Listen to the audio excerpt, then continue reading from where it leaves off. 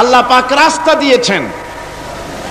মরুভূমির ভিতরে যে রব্বুল আলামিন পথের নিশানা তৈরি করে দিলেন, যেখানে গভর্নমেন্ট রাস্তা বানাতে পারে না, মরুভূমির ভিতরে যিনি পথের নিশানা বানালেন মানুষ যেন না হারায়, যে আল্লাহ রাব্বুল আলামিন দুর্গম পাহাড়ির ভিতরে গিরিপথ তৈরি করে দিলেন মানুষ যেন হারায় না যায়।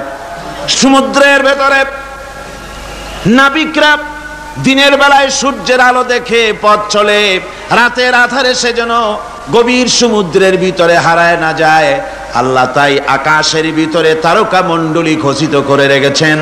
সমুদ্রের নাবিকেরা, জাহাজের নাবিকেরা তারকা দেখে দেখে পথ নির্ণয় করে নেন। যে মাবুদ রাস্তা বানালেন জঙ্গলের ভিতরে, পাহাড়িয়া এলাকার ভিতরে, যে মহান প্রভু রাস্তা বানালেন, নিশানা বানালেন মরুভূমির ভিতরে, যিনি রাস্তা দেখায় দিলেন গভীর সমুদ্রের ভেতরে, সেই আল্লাহ রব্বুল আলামিন আমরা দুনিয়ার বুকে মানুষেরা অন্ধকারে মরবো, রাস্তা হবে না, এমনটি তো হতেই পারে না। আল্লাহ রব্বুল আলামিন আমাদের জন্য রাস্তা বানাইছেন। মহান আল্লাহ রব্বুল আলামিন বলেন, وعلى الله قصد السبيل ومنها جائر। আল্লাহ পাক বলেন সোজা রাস্তা, সোজা পথ বলে দেওয়ার দায়িত্ব আমি আল্লাহর, যেখানে রয়েছে অসংখ্য বাঁকা পথ, অসংখ্য বাঁকা পথ যেখানে, যে পৃথিবীতে, সেখানে সোজা রাস্তা বলে দেওয়ার দায়িত্বটা কার? জোরে বলেন কার? আল্লাহ শুধু সৃষ্টি করেন না, সৃষ্টি করেন, শিক্ষা দেন, পথ বলে দেন, পথটাও বাকি রাখেন না, পথটাও তিনি বলে দিয়ে দেন। হযরতে মূসা আলাইহিস সালামের কাছে ফেরাউন প্রশ্ন করলো, তুমি যে রবের দাবি করছো, যে একজন রব আছেন, সে রবের পরিচয় কি? তোমার সেই রব কে? হযরতে মূসা আলাইহিস সালাম যে জবাবটা দিলেন, কি সুন্দর জবাব, এক কথার ভিতরে সমস্ত কথা সন্নিবেশিত হয়ে গেছে। ফেরাউনের প্রশ্নের জবাবে রব কে, এ কথার জবাব দেওয়া যায়, হাজার হাজার পৃষ্ঠা লেখা যায় রবকে, তার পরিচিতি। আমি যদি এখন শুধু রব শব্দের ব্যাখ্যা করি, তাফসীর করি, রাত শেষ হয়ে যেতে পারে, ইনশাআল্লাহ ব্যাখ্যা দেওয়া যাবে। কিন্তু মূসা আলাইহিস সালাম কি সুন্দর একটা জবাব দিয়া দিলেন, রবকে শোনো, রব্বুনাল্লাযী আ'তা কুল্লা শাইইন খালকাহু সুম্মা হাদা।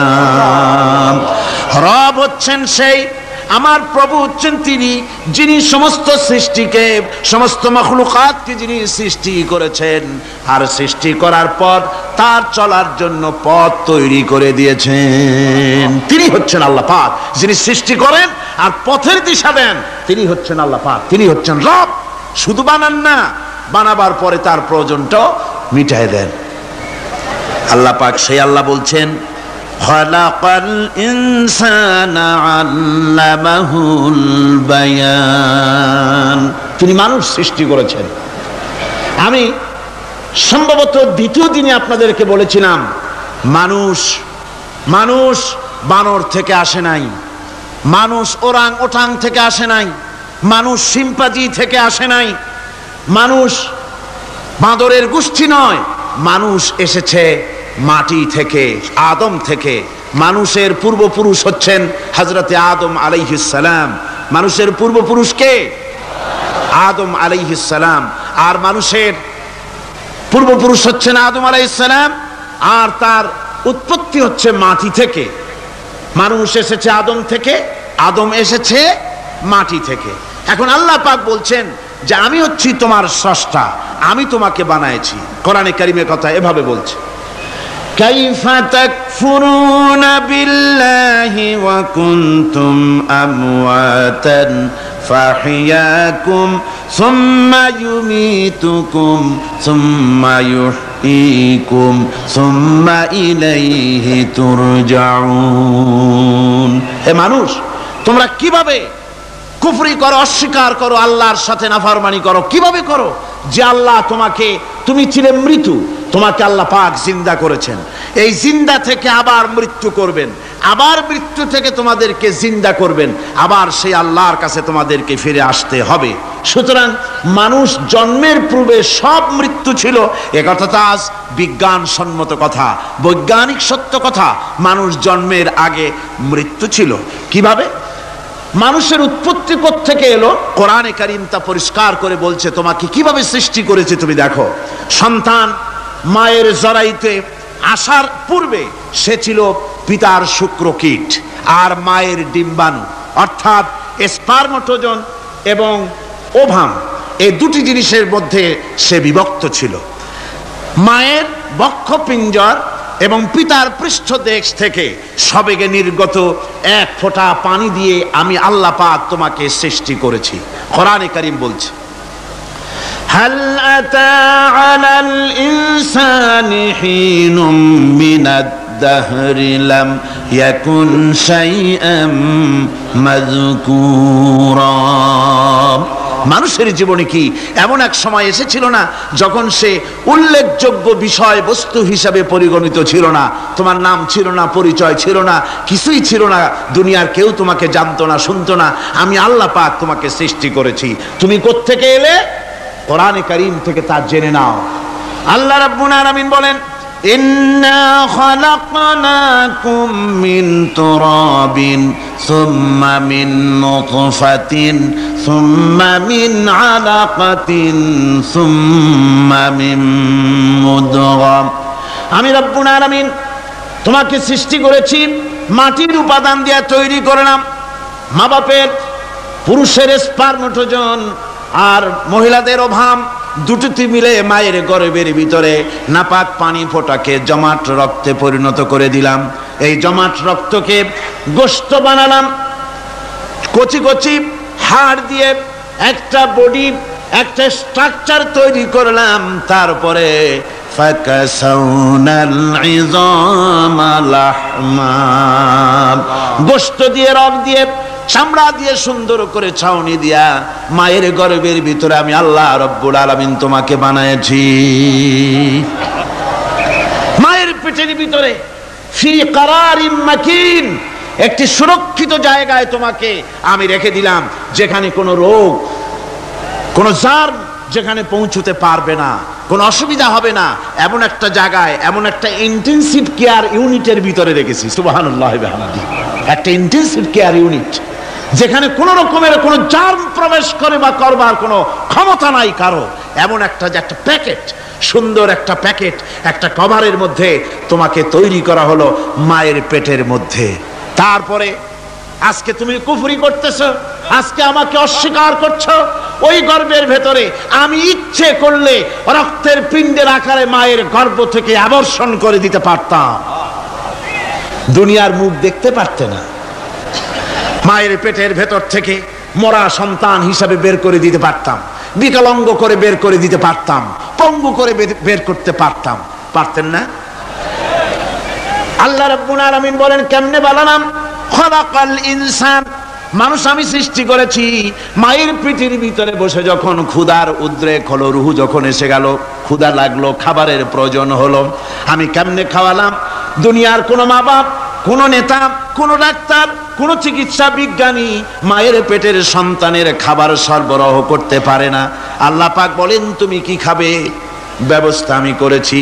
মায়ের মাসিক অসুখকে বন্ধ করে দিয়ে মায়ের নাভির সঙ্গে তোমার নাভির সাথে তার লাগাইয়া দিয়েছি, আর ওই তারের মাধ্যমে রক্ত বের করে দিয়া মায়ের রক্ত দিয়ে তিল তিল করে তোমারে বড় করেছি।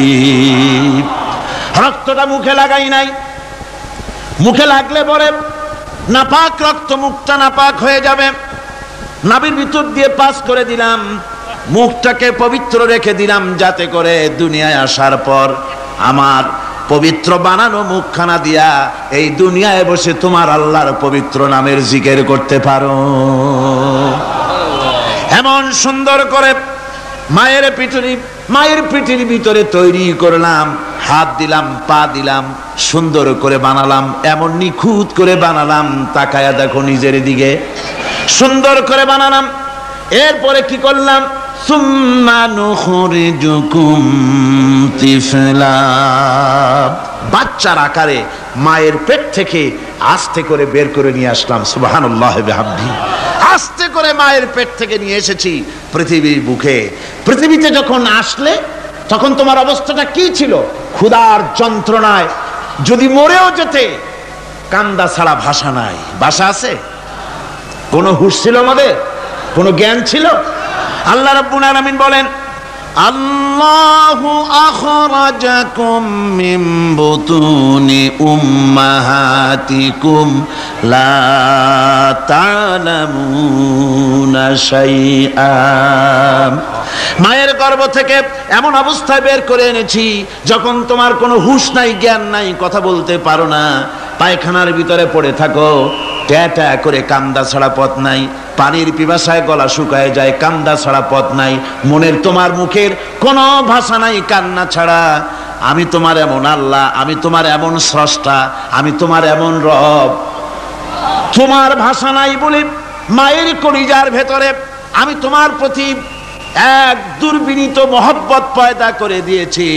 তোমার কান্না তোমার মায়ের বুকের মধ্যে শেল বিঁধে যায়। তুমি যখন কাঁদো, কান্নার আওয়াজ যখন মায়ের কানে চলে যায়, হাজারো কাজ ফেলে মা দৌড়াইয়া বাচ্চারে কোলে নেয়। কি খাবে কেউ তৈরি করে না। আল্লাহ রাব্বুল আলামিন বলে, বান্দারে দুনিয়ায় আসার আগে তুমি কি খাবে, খাবারের বন্দোবস্ত আমি আল্লাহ করেছি, আমি এমন স্রষ্টা। তুমি দুনিয়া আসার 6 মাস আগে তোমার মায়ের বুকের ওপরে তোমার খাদ্য গরম করে আমি আল্লাহ রিজার্ভ করে রেখে দিয়েছি। সেই খাদ্য শুধু খাদ্য নয়, রোগের প্রতিষেধক, এটা ওষুধ। আজ বিজ্ঞানীরা, চিকিৎসা বিজ্ঞানীরা বলছেন মায়ের দুধ সন্তানের খাদ্যের, মায়ের দুধের চাইতে কোনো বিকল্প কিছুই নাই। সন্তান পৃথিবীতে এলে মায়ের প্রথম দুধটা, গ্রামে গঞ্জে অশিক্ষিত এলাকায় প্রথম দুধটা ফেলে দেয়, এটাকে মনে করে এটা খারাপ, এটা খাওয়াতে নাই, তাহলে ধনুষ্টঙ্কার হবে, হাবিজাবি কথা বলে। আল্লাহ দুধ বানাইছে বাচ্চার ধনুষ্টঙ্কার হওয়ার জন্যে। মায়ের ওই প্রথম দুধটা হচ্ছে সন্তানের জন্য সমস্ত রোগের প্রতিষেধক। সে ছিল পেটের ভিতরে একটা কাভারের মধ্যে, ওখানে কোনো জার্ম ছিল না, কোনো রোগ জীবাণু ছিল না। ও পৃথিবীতে এসেছে যেখানে অক্সিজেনের ভেতরে জার্ম রয়েছে, বাতাসের ভিতরে জার্ম রয়েছে, যার পরিবেশটা খারাপ হয়ে আছে। মানুষের শ্বাস প্রশ্বাসে, নিঃশ্বাসে হাজারো রোগ বীজাণু জীবাণু ঘুরছে। এই রকমের একটা পৃথিবীতে এসেছে। আসার পরে কচি স্বাস্থ্য, কচি শরীর, কচি হার্ট, কচি লাংস, সেটাকে প্রতিরোধ করবে কি করে? সেজন্য আল্লাহ পাক মায়ের দুধের ভিতরে সমস্ত রোগের প্রতিষেধক দিয়ে দিয়েছেন। সুবহানাল্লাহ। আজকের বিজ্ঞানীরা তা স্বীকার করেছেন। অনেক মা তার সন্তানকে দুধ দেন না, নিজের শরীর স্বাস্থ্য ভালো রাখার চিন্তা করে বাচ্চাকে দুধ খাওয়ান না। এটা অত্যন্ত নির্মম কাজ। বাচ্চাকে দুধ খাওয়ালে বাচ্চার সাথে মায়ের মহব্বত বাড়ে। ইউরোপে, আমেরিকায় মাকে মা বলে ডাকে না, বাপকে শ্রদ্ধা করে না, সম্মান করে না। তার কারণ সেখানে মায়েরা তার সন্তানদেরকে কোলে নেয় না, সন্তানদেরকে ফিডার খাওয়ায়। আর আমি নিজের চোখে দেখেছি মায়েরা ইউরোপে, আমেরিকায় যখন শপিং এ আসে, তখন রাস্তায় যখন আসে, তখন ওই পুশ চেয়ারগুলিতে বাচ্চাকে শোয়াইয়া বাচ্চা এভাবে পুশ চেয়ারে করে ঠেলে নিয়ে যায়, আর কুত্তার বাচ্চাগুলি কোলে করে ঘুরে বেড়ায়। কুত্তার বাচ্চা কোলে নেয়, নিজের বাচ্চা পুশ চেয়ারে করে ঠেলে। সেই জন্য মায়ের প্রতি সন্তানের মহব্বত হয় না, সন্তানেরও মায়ের প্রতি কোনো শ্রদ্ধা জাগে না। আল্লাহর কি ব্যবস্থা! মায়ের কলিজার মধ্যে মহব্বত পয়দা করে দিয়েছেন আল্লাহ পাক। মায়ের বুকের দুধের ভিতরে আল্লাহ রাব্বুল আলামিন, আল্লাহ পাক বলছেন, আমি মানুষ সৃষ্টি করেছি আর তার সমস্ত প্রয়োজন মিটিয়েছি, তার খাবারের সব প্রয়োজন মিটিয়ে দিয়েছি। দুধটাকে ঘন করি নাই হজম করতে পারবে না বলে, ওই দুধটা সামান্য পাতলা করে দিয়েছি, ওর ভিতরে সামান্য মিষ্টি দিয়েছি। দুধের বোটার ভিতরে একটা ছিদ্র দিলে, চোষা মারলে পরে অনেকগুলি দুধ বেরিয়ে এসে গলাটা আটকে যেত, তোমার কচি কণ্ঠ গলা আটকে যেত, শ্বাস করতে পারতে না। এজন্য মায়ের স্তনের বোটার ভিতরে সূক্ষ্ম সূক্ষ্ম 32টা ছিদ্র করে আস্তে করে দুধ বার করে তোমার জীবন আমি বাঁচাইছি। খলাকাল ইনসান, মানুষ সৃষ্টি করেছি আমি আল্লাহ পাক। সুতরাং যে আল্লাহ পাক এ মানুষ সৃষ্টি করলেন আর মায়ের কলিজার ভিতরে মোহব্বত পয়দা করে দিলেন, সে আল্লাহ পাক বলছেন খবরদার ওই মাকেও যেন আবার ভুলে যেও না, মাকে সম্মান করে করো, মা বাপকে মোহব্বত করো, তাদেরকে শ্রদ্ধা করো, বউ পাইয়া সুন্দরী স্ত্রী পেয়ে মায়ের কথা ভুলে যেও না। অনেক সাহেব আছে মায়ের কথা ভুলে যায়, স্ত্রীর কথা অনুযায়ী মায়ের উপর অত্যাচার করে, এরকমও বহুত আছে। আল্লাহ পাক বলছেন শোনো, وَقَضَى رَبُّكَ أَلَّا تَعْبُدُوا إِلَّا إِيَّاهُ وَبِالْوَالِدَيْنِ إِحْسَانًا। তোমার প্রভুর পক্ষ থেকে ফয়সালা হয়েছে, চূড়ান্ত সিদ্ধান্ত হয়ে গিয়েছে, আমি আল্লাহর ইবাদতের পর তোমার মা বাপের ইহসান করবে, খেদমত করবে, তাদের জন্য উপকার করবে, তাদেরকে ভালোবাসবে। আল্লাহ রাব্বুল আলামিন বলেন মা বাবার সঙ্গে কেমনে কথা বলবে, তাদের সাথে কিভাবে আচরণ করবে, আল্লাহ তাও শিখিয়ে দিয়েছেন। আল্লাহ পাক বলেন ওয়ালা তাকুল লাহুমা ওয়া কুল লাহুমা কাওলান কারীমা। মা বাবার সাথে সম্মানজনক কথা বলো, ওয়া কুল লাহুমা কাওলান কারীমা, সম্মানজনক কথা বলো, মাথায় ঝাঁকি দিয়ে রাগ করে চোখ মোটা করে কথা বলো না। তুমি সন্তান, তোমার জন্য সবচাইতে বড় পীর তোমার আব্বা তোমার আম্মা, ঠিক কিনা কর? ছেলের জন্য, মেয়ের জন্য, সন্তানের জন্য সবচাইতে বড় পীর কে? বাপ মা। এটা ভালো করে মনে রাখতে হবে। আপনার মাওলানা সাহেবদের দোয়া, পীর সাহেবদের দোয়া কবুল হতেও পারে, নাও হতে পারে, 50-50 সম্ভাবনাও আছে, আবার সম্ভাবনা নাই। কিন্তু মা বাবার দোয়া কবুল হবে 100% সিউরিটি রয়েছে। রাসূলুল্লাহ বলেছেন 3 জনের দোয়া কবুল হবে, মুস্তাজাবুদ দাওয়াত। কয়জনের দোয়া কবুল হবে? আল্লাহ রাব্বুল আলামিনের হাবিব বলেন 3 জনের দোয়া কবুল হবে আল্লাহর দরবারে। তার মধ্যে একজন হলেন মাজলুম ব্যক্তি, যে ব্যক্তি অত্যাচারিত, যে ব্যক্তি মুসাফির, প্রবাসী, তার দোয়া কবুল হবে। আর মা বাপ যদি সন্তানের জন্য দোয়া করে, ওই দোয়া আল্লাহ রাব্বুল আলামিনের দরবারে মঞ্জুর হয়ে যায়।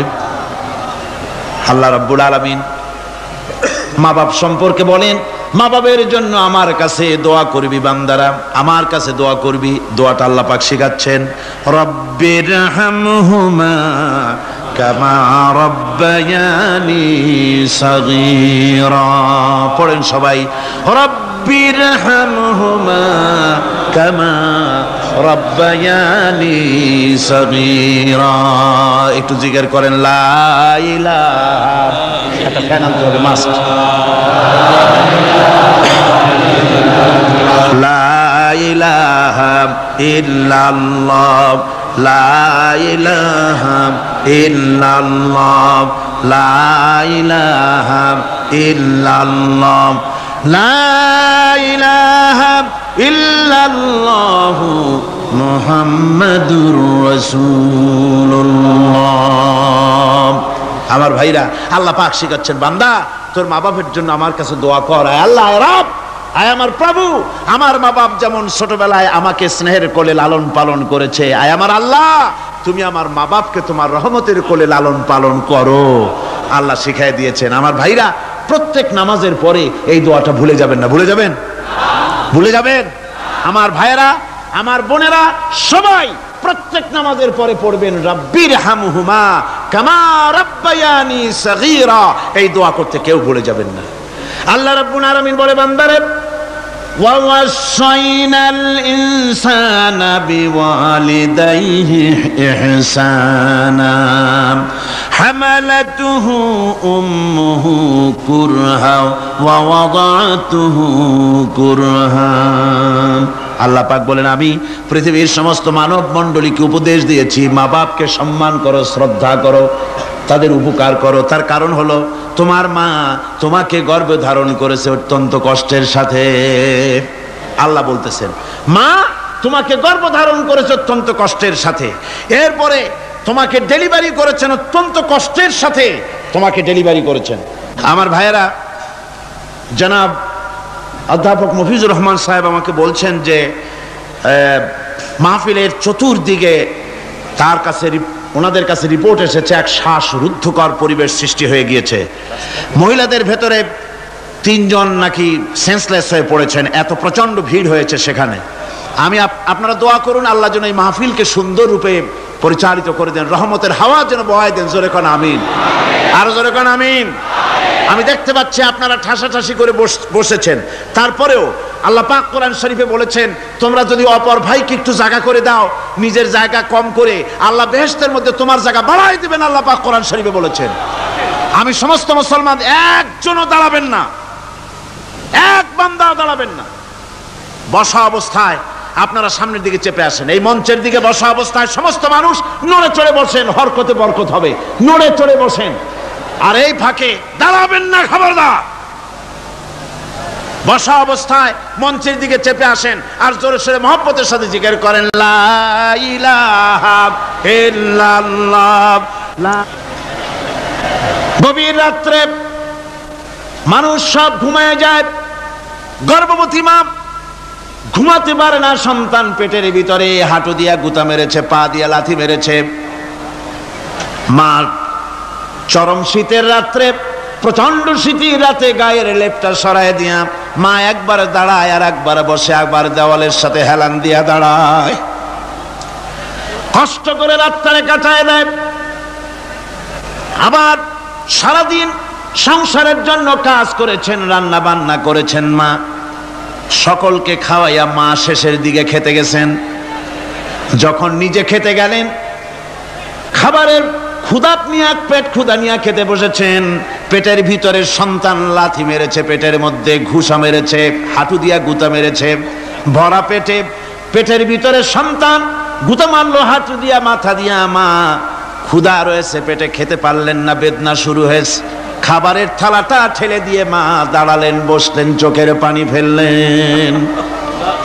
এভাবে করে মা একটা দুইটা দিন নয়, 10টি মাস পর্যন্ত সন্তানটাকে পেটের মধ্যে নিয়ে, একটা জীবিত মানুষ আর একটা জীবিত সন্তান পেটের মধ্যে নিয়ে নড়াচড়া করছেন, চলাফেরা করছেন।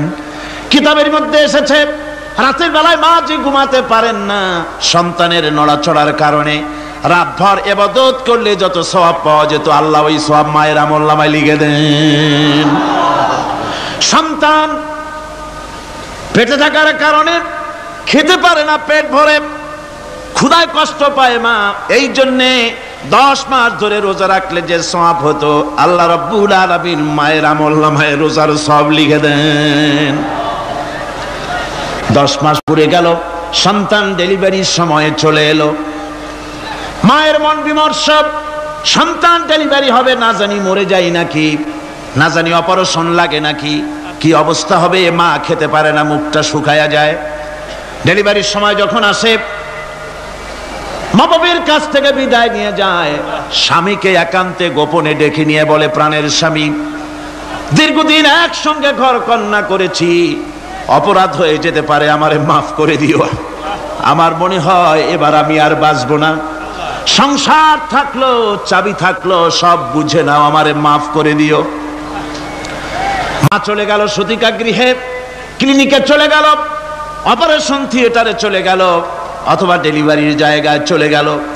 ডেলিভারি পেইন শুরু হয়ে গেল, বেদনা শুরু হয়ে গেল। এক একটা বেদনা যেন মায়ের এক একটা মৃত্যু যন্ত্রণা শুরু হয়ে যায়। এমন যন্ত্রণা, প্রসব বেদনা দুনিয়ার ভুক্তভোগী মা ছাড়া আর কেউ জানে না। এই চরম বেদনার ভেতর দিয়ে, চরম কষ্টের ভিতরে মা যখন একটা বাচ্চা প্রসব করলো, জিহাদের ময়দানের মতো মা রক্তাক্ত হয়ে গেলেন, সন্তান দুনিয়ায় এলো। মা তখন অস্থির থাকেন, এত বড় বিরাট কষ্টের ভিতরে। আল্লাহ রাব্বুল আলামিন বলেন, সন্তান যখন ডেলিভারি হয়ে গেল, মায়ের মনের ভিতরে আমি তখন এই ফিলিংস, এই টেন্ডেন্সি জাগ্রত করে দিই, দেখ কি হয়েছে। মা তখন দেখতে চায় কি হয়েছে। মায়ের সামনে যখন এত কষ্টের, হৃদয় রিংড়ানো, কলিজার 32টি নাড়ি ছেঁড়া যন্ত্রণার সন্তান যখন মায়ের চোখের সামনে আসে, আল্লাহ পাক বলেন, মা যখন তার ছেলের মুখের দিকে তাকায়, মেয়ের মুখের দিকে তাকায়, আল্লাহ বলেন 10 মাসের পেটে ধরা কষ্ট আর ডেলিভারির সব কষ্ট মায়ের মন থেকে মুছে ফেলে দেই। আল্লাহ রাব্বুল আলামিন বলেন, খবরদার দুনিয়ার মানুষ, এমন মায়ের সাথে নাফরমানি করবি না, এ মায়ের সাথে নাফরমানি করবি না, মাকে সম্মান করবি, মার কাছে দোয়া চাবি। দুনিয়ায় যদি সম্মান চাও, রিজেক্ট চাও, মায়ের পায়ে ধরে কাঁদো। মায়ের জাতি অনেক সম্মান তার। রাসূল করিম সাল্লাল্লাহু আলাইহি সাল্লামকে প্রশ্ন করা হয়েছে, হুজুর খেদমত করব কার? হুজুর কয় মায়ের। তারপরে কার? হুজুর কয় মায়ের। তারপরে কার? হুজুর বলেন মায়ের। তারপরে কার? তোমার পিতার। 3 গুণ। তোর মায়ের মর্যাদা 3 গুণ বেশি, তোর বাপের চাইতে মর্যাদা বেশি। সুবহানাল্লাহ পড়েন। আর আজকে ইসলামের শত্রুরা তারা বলে যে ইসলাম নারীর অধিকার আদায় করে নাই। নারীর অধিকার ইসলাম দেয় নাই তো কে দিয়েছে? আমার বন্ধুগণ, বিশ্বনবী জনাব মুহাম্মদ রাসূলুল্লাহ সাল্লাল্লাহু আলাইহি ওয়াসাল্লাম মসজিদে নববীর ভিতরে বসে আছেন। এক বৃদ্ধা মহিলা মসজিদের মধ্যে প্রবেশ করলেন। হুজুর বৃদ্ধাকে দেখে দাঁড়ায় গেলেন, বিশ্বনবী বুড়ি মেয়ে লোককে দেখে দাঁড়ায় গেলেন। আল্লাহর নবী বুড়িকে দেখে দাঁড়ালেন। বুড়ি যখন কাছে এলেন, আল্লাহর নবী নিজের গায়ের চাদর বুড়ির জন্য বিছায়া দিলেন। বুড়ি বসলেন। এরপরে কথাবার্তা সারার পর বুড়ি যখন বিদায় হবেন, হুজুর আবার দাঁড়ালেন। বুড়ি মহিলা চলে গেলেন। সাহাবায়ে কেরাম বলেন, ইয়া রাসূলুল্লাহ, কিছুই বুঝলাম না, একজন বৃদ্ধা মহিলার জন্য বিশ্বনবী দাঁড়ান আর গায়ের চাদর বিছান, আমরা বড় আশ্চর্য হয়ে গেলাম। নবীজি বলেন, ও আমার সাহাবীরা, তোমরা জানো না, এই মহিলা কি চিনতে পারো নাই? আমি আমার মায়ের দুধ আমার জীবনে কিসমতে তেমন হয় নাই। আমি আমার মায়ের দুধ তেমন কিসমতে পাই নাই। যার বুকে দুধ খেয়ে, যার কোলে কাখে চড়ে আমি বড় হয়েছি, আমার সেই দুধ মা ইনি হযরতে হালিমাতুস সাদিয়া, আমার সেই দুধ মা। রাসূলুল্লাহ নিজে সম্মান দিয়েছেন মায়ের। খবরদার মাকে অসম্মান করবেন না, মাকে সম্মান করবেন, মাকে শ্রদ্ধা করবেন। আমার বন্ধুগণ, আলেম ওলামা পীর বুজুর্গদের জন্য হাদিয়া তো দেন, আপনারা কোনো নিষেধ নাই, দেন। হাদিয়া দেওয়াও সুন্নত, নেওয়াও সুন্নত, দিবেন, আমি কোনো নিষেধ করি না। কিন্তু আমি বলতে চাই, পীর বুজুর্গদের কাছে, আলেম ওলামাদের কাছে হাদিয়া দিয়া আল্লাহরে যত না খুশি করতে পারবেন, এই ডালিম বেদানার মৌসুমে বেদানা একটা ভেঙে নিজ হাতে যদি মায়ের মুখে তুলে দেন, আল্লাহর আরশ খুশি হয়ে যাবে, আল্লাহর আরশ আজিম খুশি হয়ে যাবে, আল্লাহ পাক খুশি হয়ে যাবেন।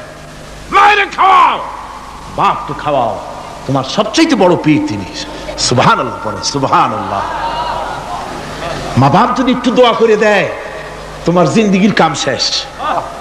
একটু বদদোয়া করলে জাহান্নামে যাবা। কোন পীর সাহেব বদদোয়া করলে জাহান্নামে যাবে এমন কথা নয়। কোন মাওলানা বদদোয়া করলে দোজখে যাবে এমন কথা নয়।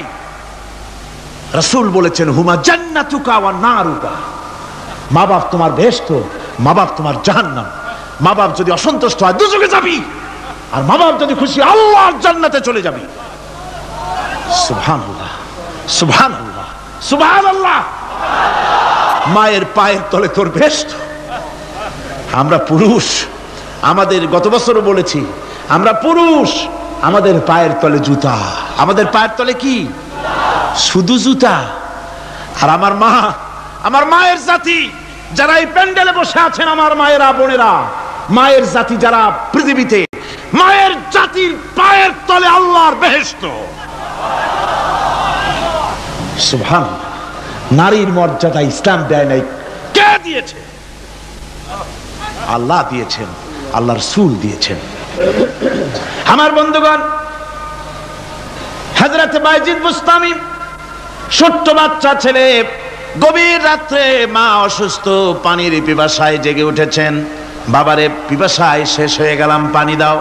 ছেলে ঘরের ভিতরে পানি না পেয়ে বাইরে দৌড়াদৌড়ি করলেন। অনেক দূর থেকে পানি নিয়ে এসে দেখেন মা ঘুমায় গেছেন। পানি নিয়ে দাঁড়ানো পৌষ মাস, মাঘ মাসের শীতের রাত, ফজরের সময় মায়ের ঘুম ভেঙে গেল। তাকিয়ে দেখেন বাইজিদ দাঁড়ানো, হাতে পানি থরথর করে কাঁপছে। জিজ্ঞাসা করে, বাইজিদ তুমি দাঁড়ানো কেন? ছোট্ট বাচ্চা বলে, মা পানি চেয়েছিলে তুমি গভীর রাত্রে, পানি ঘরে ছিল না, অনেক দূর থেকে আনতে হয়েছে। মা বলছে, ঘুমাও নাই কেন গ্লাস থুইয়া? বাচ্চা বলে, ঘুমাই নাই। তুমি যদি আবার পানি চাও সময় মতো যদি দিতে না পারি মা তোমার কষ্ট হবে, এই জন্য ফজর পর্যন্ত আমি দাঁড়ায় আছি, কখন তুমি পানি চাও।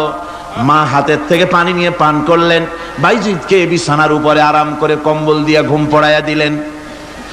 হযরতে বাইজিদের মা উযু করে ফজরের নামাজ পড়ে সিজদায় চলে গেলেন। চিৎকার মেরে কেঁদে বলেন, আমার রব, আমার আল্লাহ, আমি আমার বাইজিদের মা, আমি মা হয়ে বাইজিদের জন্য দোয়া করি। বাইজিদ আমার জন্য আজকে যা করেছে, আমি মা, আমার কলিজা ঠান্ডা হয়ে গেছে। আয় আল্লাহ, আমি বাইজিদের জন্য দোয়া করি, তুমি তাকে সুলতানুল আরিফিন বানাইয়া দিও। মঞ্জুর হয়ে গেল আল্লাহ পাকের কাছে দোয়া। আমার ভাইরা, আল্লাহ পাক বলছেন, খবরদার আমার ইবাদতের পরে মা বাপ, আল্লাহর ইবাদতের পরে কারা? মা বাপ। মা বাপকে সম্মান করো, শ্রদ্ধা করো, মোহাব্বত করো, কিসমত খুলে যাবে, কিসমত খুলে যাবে। মা বাপকে সম্মান করো। হযরত আবু হুরায়রা রাদিয়াল্লাহু তাআলা আনহু রাসূলের সামনে এসে কাঁদতেছেন। হুজুর বলছেন, আবু হুরায়রা কাঁদো কেন? কাঁদো কেন? রাতের বেলা কাঁদো কেন? হযরত আবু হুরায়রা বলছেন, হুজুর আমাকে মা মেরেছেন। হুজুর বলছেন, মা মারলো কেন? কোন অপরাধ করেছো? কোন গোস্তাখি করেছো? আবু হুরায়রা বলছেন, না হুজুর, কোন গোস্তাখি করি নাই, তবে মারলো কেন? হযরত আবু হুরায়রা বলছেন, হুজুর আমি আপনার দরবার থেকে ফিরতে রাত হয়ে গিয়েছিল। মা জিজ্ঞেস করলেন, আবু হুরায়রা এত রাত্রে কোথায় ছিলে? বললাম, আমি ছিলাম যে কদম চুমতে পারলে দুনিয়া ধন্য হয়, সেই দরবারে নববীর কদম মোবারক থেকে আসতে আমার দেরি হয়েছে। আমার মা মুশরিকা, আপনার নাম শুনে তার গায়ে আগুন জ্বলে উঠলো, আমাকে ধরে মারা আরম্ভ করলো। বলল, হয় আমার বাড়ি ছাড়বি, আর না হয় মুহাম্মদ সাল্লাল্লাহু আলাইহি ওয়াসাল্লামের দরবার ছাড়বি। আমি বললাম, আমার মা, তুমি বুড়ি মানুষ, তোমার গায়ে যত শক্তি আছে সমস্ত শক্তি দিয়ে আমারে পিটাও, আমারে মারো। মারতে মারতে আমাকে বাড়ি থেকে তুমি বের করে দাও। তোমার বাড়ি শুদ্ধ, তাম দুনিয়া ছেড়ে দিতে পারি, আল্লাহর নবীর কদম মোবারক ছেড়ে দিতে পারি না। হুজুর, আমার মা আমাকে গলা ধাক্কা দিয়ে বের করে দিয়েছেন। হুজুর বলছেন, আবু হুরায়রা তোমার মা তোমাকে মেরেছে, তুমি আমার কাছে নালিশ করছো? আমার তো এখানে ইন্টারফেয়ার করার কিছুই নেই। সুবহানাল্লাহ, সুবহানাল্লাহ। মা তোমাকে মেরেছে, এখানে আমার করার কিচ্ছু নাই। বিশ্ব নবী বলছেন, এত বড় পাওয়ারফুল নবী, লেজিসলেটিভ পাওয়ার, সারে আল্লাহ তাকে বানিয়েছেন শরীয়ত প্রণেতা। কোরআন শরীফ, কোরআন শরীফে শুধু হালাল ও হারামের, হালাল এবং হারামের, বৈধ এবং অবৈধের সীমারেখা শুধু কোরআনই ঠিক করেন, রাসূলের জন্য আল্লাহ ছেড়ে দিয়েছেন। আল্লাহ রাসূলও হারাম, হালাল এবং হারামের বৈধতা অবৈধতার সীমারেখা নির্ধারণ করেছেন। এত বড় ক্ষমতা তার, এত বড় পাওয়ারফুল বিশ্বনবী, তিনি বলছেন মা মেরেছে, আমার করার কিছু নাই। চিন্তা করেন কত বড় কথা, এ কথার লোড কত। হযরত আবু হুরায়রা বলেন, ইয়া রাসূলুল্লাহ, মা মাকে মেরেছেন, আমি আল্লাহর নবীর কাছে মায়ের বিরুদ্ধে নালিশ করতে আসি নাই। বললেন, কেন এসেছো? হযরত আবু হুরায়রা বলেন, হুজুর এসেছি একটা কারণে, আমি জানি আল্লাহ নবী যদি আল্লাহর দরবারে হাত উঠায়া কোনো জিনিস বলে, আল্লাহ রাব্বুল আলামিন সঙ্গে সঙ্গে মঞ্জুর করে নেন। হুজুর আমি এসেছি, মেহেরবানি করে দোয়া করুন আমার মাকে যেন আল্লাহ হেদায়েত নসিব করে দেন। আল্লাহ নবী হাত উঁচু করে বললেন, আল্লাহুম্মা হিদি উম্মা আবি হুরায়রা, আয় আল্লাহ আমি দোয়া করি আবু হুরায়রার মাকে তুমি হেদায়েত নসিব করে দাও। রাসূলুল্লাহ দোয়া করছেন আর আবু হুরায়রা সমানে দৌড়াচ্ছেন। তিনি দৌড়াচ্ছেন, পেছন থেকে কয়েকজনে আবু হুরায়রার জামা টেনে ধরেছে, দৌড়ক। তাদের জানা আবু হুরায়রা খুব ভদ্রলোক মানুষ, কোনো ঝড় ঝামেলার মধ্যে থাকে না, রাগ শাক করে না, চিৎকার মারে না, দৌড় মারে না, এত ভদ্র শরীর, দৌড়ায় কেন? না জানি কোনো বিপদ বুঝি ঘটে গেছে। পিছন থেকে জামা টেনে ধরে বলে দৌড়াও কেন? হযরত আবু হুরায়রা জামা সাহাবীর হাত থেকে ছিনায় নিয়ে বলেন, জামা ছেড়ে দাও, আমাকে দৌড়াতে দাও, আমি দৌড়াইয়া বাড়ি যে দেখতে চাই। আমি দৌড়াই আগে আমার বাড়ি পৌঁছতে পারলাম না, আমি যাওয়ার আগে আমার আল্লাহর নবীর দোয়া আমার বাড়ি পৌঁছে গেছে, আমি এইটা দেখতে চাই। হযরত আবু হুরায়রা বাড়িতে গিয়ে দরজা নক করলেন, ভেতর থেকে আওয়াজ এলো, কে? হযরত আবু হুরায়রা বলেন, মা, আমি তোমার আবু হুরায়রা ফিরে এসেছি। মা বলছেন, বাবা অপেক্ষা করো, দরজা খুলতেছি। হযরত আবু হুরায়রা বলেন, মায়ের গলার আওয়াজের ভিতরে শিরকিয়াতের কর্কশতা পেলাম না, মায়ের গলার আওয়াজের ভিতরে তাওহীদের গন্ধ পেলাম। আমার মনে হলো নবীর নিক্ষিপ্ত তীর তার নিশানায় পৌঁছে গেছে। কিছুক্ষণ পর মা আমার বেরিয়ে এলেন, মাথা থেকে চুলের থেকে, বুড়ি মানুষ, সাদা চুলের ভিতর থেকে পানি পড়তেছে। মা বলল, বাবারে, তোমারে মারার পর আমি বড় অনুতপ্ত হয়েছি, অনুশোচনা করেছি, আমি গোসল করেছি, মনে মনে ভাবলাম আমার ছেলে তো কোনো খারাপ জায়গায় যায় নাই, কেন তারে মারলাম? আমি বড় লজ্জায় পড়েছি তোমারে মেরে। ও আমার আবু হুরায়রা, আমি গোসল করেছি, পবিত্র হয়ে গেছি, জলদি করে আমাকে নিয়ে চলো বিশ্ব নবী জনাবে মুহাম্মদুর রাসূলুল্লাহর দরবারে। হযরত আবু হুরায়রা মা ঘোষণা করলেন, আশহাদু আল্লা ইলাহা ইল্লাল্লাহু ওয়াহদাহু লা শারীকা লাহু ওয়া আশহাদু আন্না মুহাম্মাদান আবদুহু ওয়া রাসূলুহু। আমার ভাইরা, মা বাপ সবচেয়ে সম্মানের জিনিস। আল্লাহর ইবাদতের পরই মা বাপের খেদমত করতে হবে। আল্লাহ পাক বলছেন, বান্দারে দেখ, মায়ের পেট থেকে আনলাম, মায়ের বুকের মধ্যে মহব্বত পয়দা করলাম, এত মহব্বত দিলাম তোর উপরে,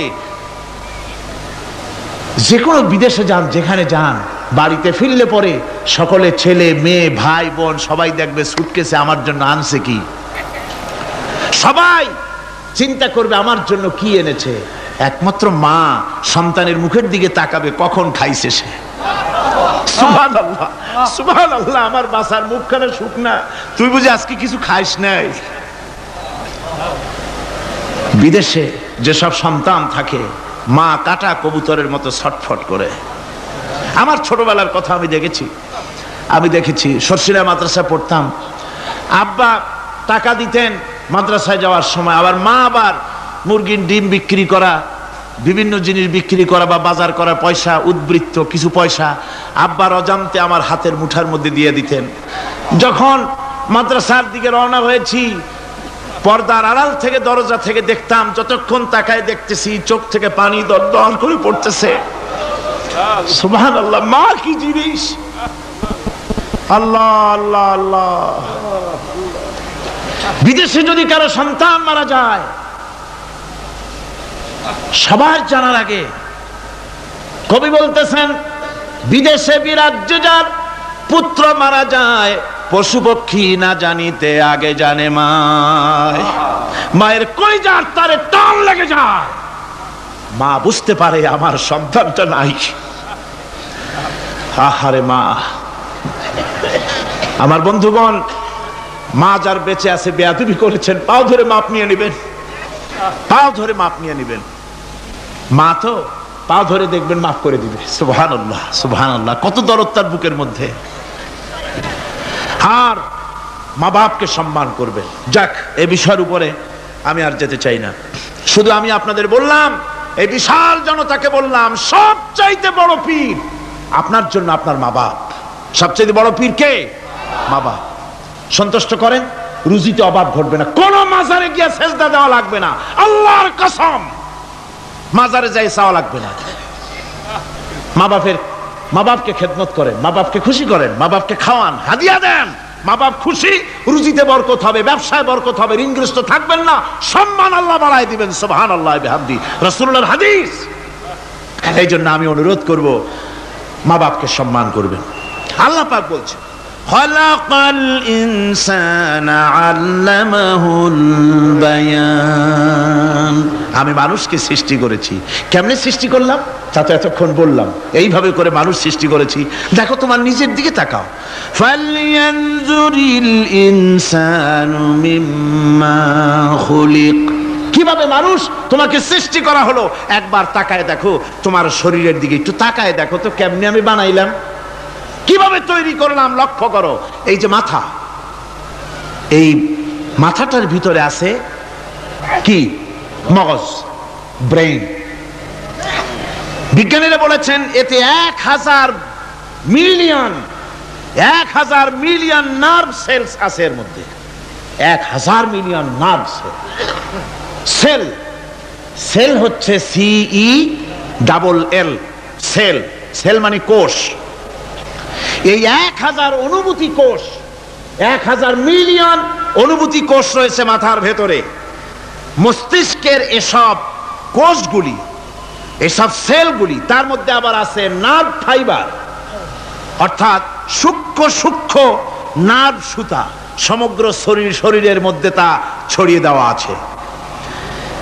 এই সূক্ষ্ম সুতার মাধ্যমে ঘন্টায় 70 মাইল বেগে শরীরের প্রত্যেকটা অঙ্গ প্রত্যঙ্গের খবর মস্তিষ্কের মধ্যে চলে যায়। সুবহানাল্লাহ ওয়া বিহামদিহি। আপনার পায়ে যদি কাটা ফোটে, শরীরে যদি ব্যথা লাগে, ঘন্টায় 70 মাইল বেগে সূক্ষ্ম যে তারগুলি আল্লাহ দিয়েছেন, ওই তারের মাধ্যমে আপনার মাথায় চলে যায়। মস্তিষ্কে গেলে পরে তড়িৎ গতিতে সিদ্ধান্ত হয় কাটা তুলতে হবে। অথবা একটা সাপ দেখেছেন, সাপ প্রথম চোখ দিয়ে দেখলেন, চোখ, এই চোখের ভিতরে আপনার 130 মিলিয়ন লাইট রিসেপ্টর আছে, অর্থাৎ বিভিন্ন দৃশ্যকে, ছবিকে ক্যাচ করার মতো 130 মিলিয়ন লাইট রিসেপ্টর গ্রহণযোগ্য মেশিন রয়েছে চোখের ভিতরে। চোখ দিয়ে সাপ দেখলেন, চোখের ভিতরে রয়েছে আবার অসংখ্য তার। এই অসংখ্য তার ব্রেনের সঙ্গে জুড়ে দেওয়া আছে। চোখ সাপ দেখলো, 70 মাইল বেগে প্রতি ঘন্টায় এই খবর তড়িৎ প্রবাহের মতো মস্তিষ্কের ভেতরে চলে গিয়েছে। মস্তিষ্ক সঙ্গে সঙ্গে ডিসিশন দিচ্ছে, দৌড় মারো, অথবা লাঠি হাতে নাও, অথবা যে কোনো একটা পজিশন তাকে সাথে সাথে সিদ্ধান্ত দিয়ে দিচ্ছে। জোরে বলেন সুবহানাল্লাহ। এই অনুভূতি শক্তি যদি আল্লাহ পাক না দিতেন মানুষের শরীরে, পায়ের মধ্যে পাথর ঢুকলে, কাটা তো কাটা, পাথর ঢুকলেও টের পাইতাম না। আল্লাহ পাক এই ব্যবস্থা করে দিয়েছেন মস্তিষ্কের মধ্যে এতগুলি সেল, প্রত্যেকটা সেলের আলাদা আলাদা কাজ। সুখ, দুঃখ, ভালোবাসা, মোহাব্বত, আনন্দ, স্বাদ ইত্যাদি জিনিসের অনুভূতি মস্তিষ্কের ভেতর থেকেই হয়। এখানে সেগুলি রেখে দেওয়া হয়েছে। তারপরে রয়েছে এই মস্তিষ্কের ভেতরে মেমোরি, স্মৃতি শক্তি। দেখুন, এই যে টেপ রেকর্ডারে ওয়াজগুলি রেকর্ড হচ্ছে, তাফসীর রেকর্ড হচ্ছে। কিছুদিন পর ওই রেকর্ডের উপরে আরেকটা কথা যদি উঠান, তাহলে প্রথম কথা থাকবে? প্রথম গান বা ওয়াজ থাকবে? নষ্ট হয়ে যাবে। কিন্তু আল্লাহ রাব্বুল আলামিন আপনার আমার মাথার ভিতরে এমন এক ফিতা দিয়ে দিয়েছেন, এমন একটা মেমোরি ফিতা দিয়েছেন, যেই ফিতার ভিতরে হাজার হাজার, লক্ষ লক্ষ, কোটি কোটি সমস্ত কথাগুলি ধরবে, আপনি মুখস্থ করতে পারবেন। আগে যা মুখস্থ করেছেন, পরে মুখস্থ করলে পরে আগেরটা মুছে যাবে না। সুবহানাল্লাহ ওয়া বিহামদিহি।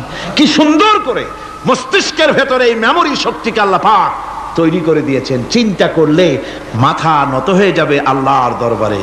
আল্লাহ পাক বলছেন, এই জিনিস আমি তোমার মাথার মধ্যে রেখেছি। দেখুন, মানুষ কত কথা বলে, কত বই পড়ে।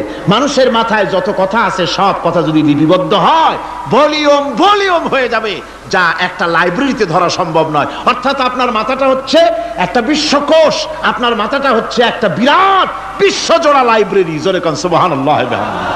আপনার মাথায় যা আছে তা আপনার কোনো বিল্ডিং এর মধ্যে ধরবে না, কোনো গ্রামে, কোনো দেশের মধ্যে তা ধরবে না। এত জিনিস আপনার মাথার মধ্যে আছে, ঠিক কিনা? এরপরে আল্লাহ পাক একটা চোখ আমাদের দিলেন। আল্লাহ রাব্বুল আলামিন বলেন, আলাম নাজআল লাহু আইনাইনি ওয়া লিসানান ওয়া শাফাতাইন ওয়া হাদাইনাহুন নাজদাইন।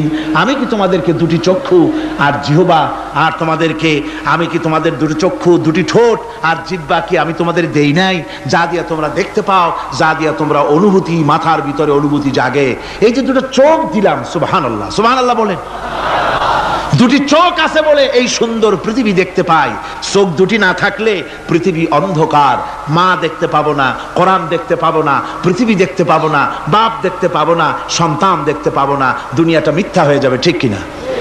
ছোট্ট চোখ, 1 থেকে 1.5 ইঞ্চির ভিতরে এত সুন্দর দুটি ক্যামেরা, যে ক্যামেরা দিয়া দুনিয়ার সব কিছুকে ক্যাচ করা যায়, সব ক্যাচ করা যায়। বলুন তো, এমন একটা বাক্স আপনারা কেউ বানায় দিতে পারবে যে বাক্সের ভিতরে হাতি, ঘোড়া, বাঘ, ভল্লুক, ময়না, টিয়া, পাহাড়, পর্বত, নদ, নদী, কীট, পতঙ্গ, তরু, লতা, গাছপালা, গোষ্ঠী শুদ্ধা ধরবে, আরো খানিকটা জায়গা বাকি থাকবে, এরকম একটা বাক্স কেউ বানায় দিতে পারবে?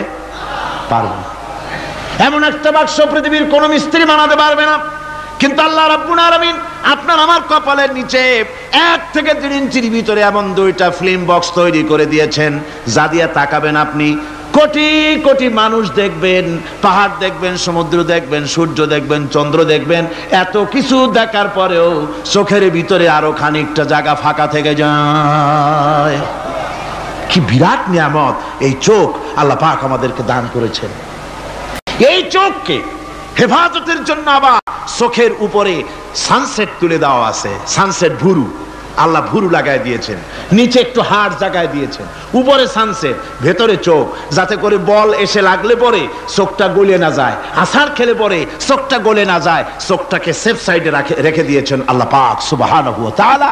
আল্লাহ পাকের কাছে শুকরিয়া তো আদায় করলাম না, আদায় করি। আসুন পড়ি আমরা সবাই, আলহামদুলিল্লাহি রাব্বিল আলামিন।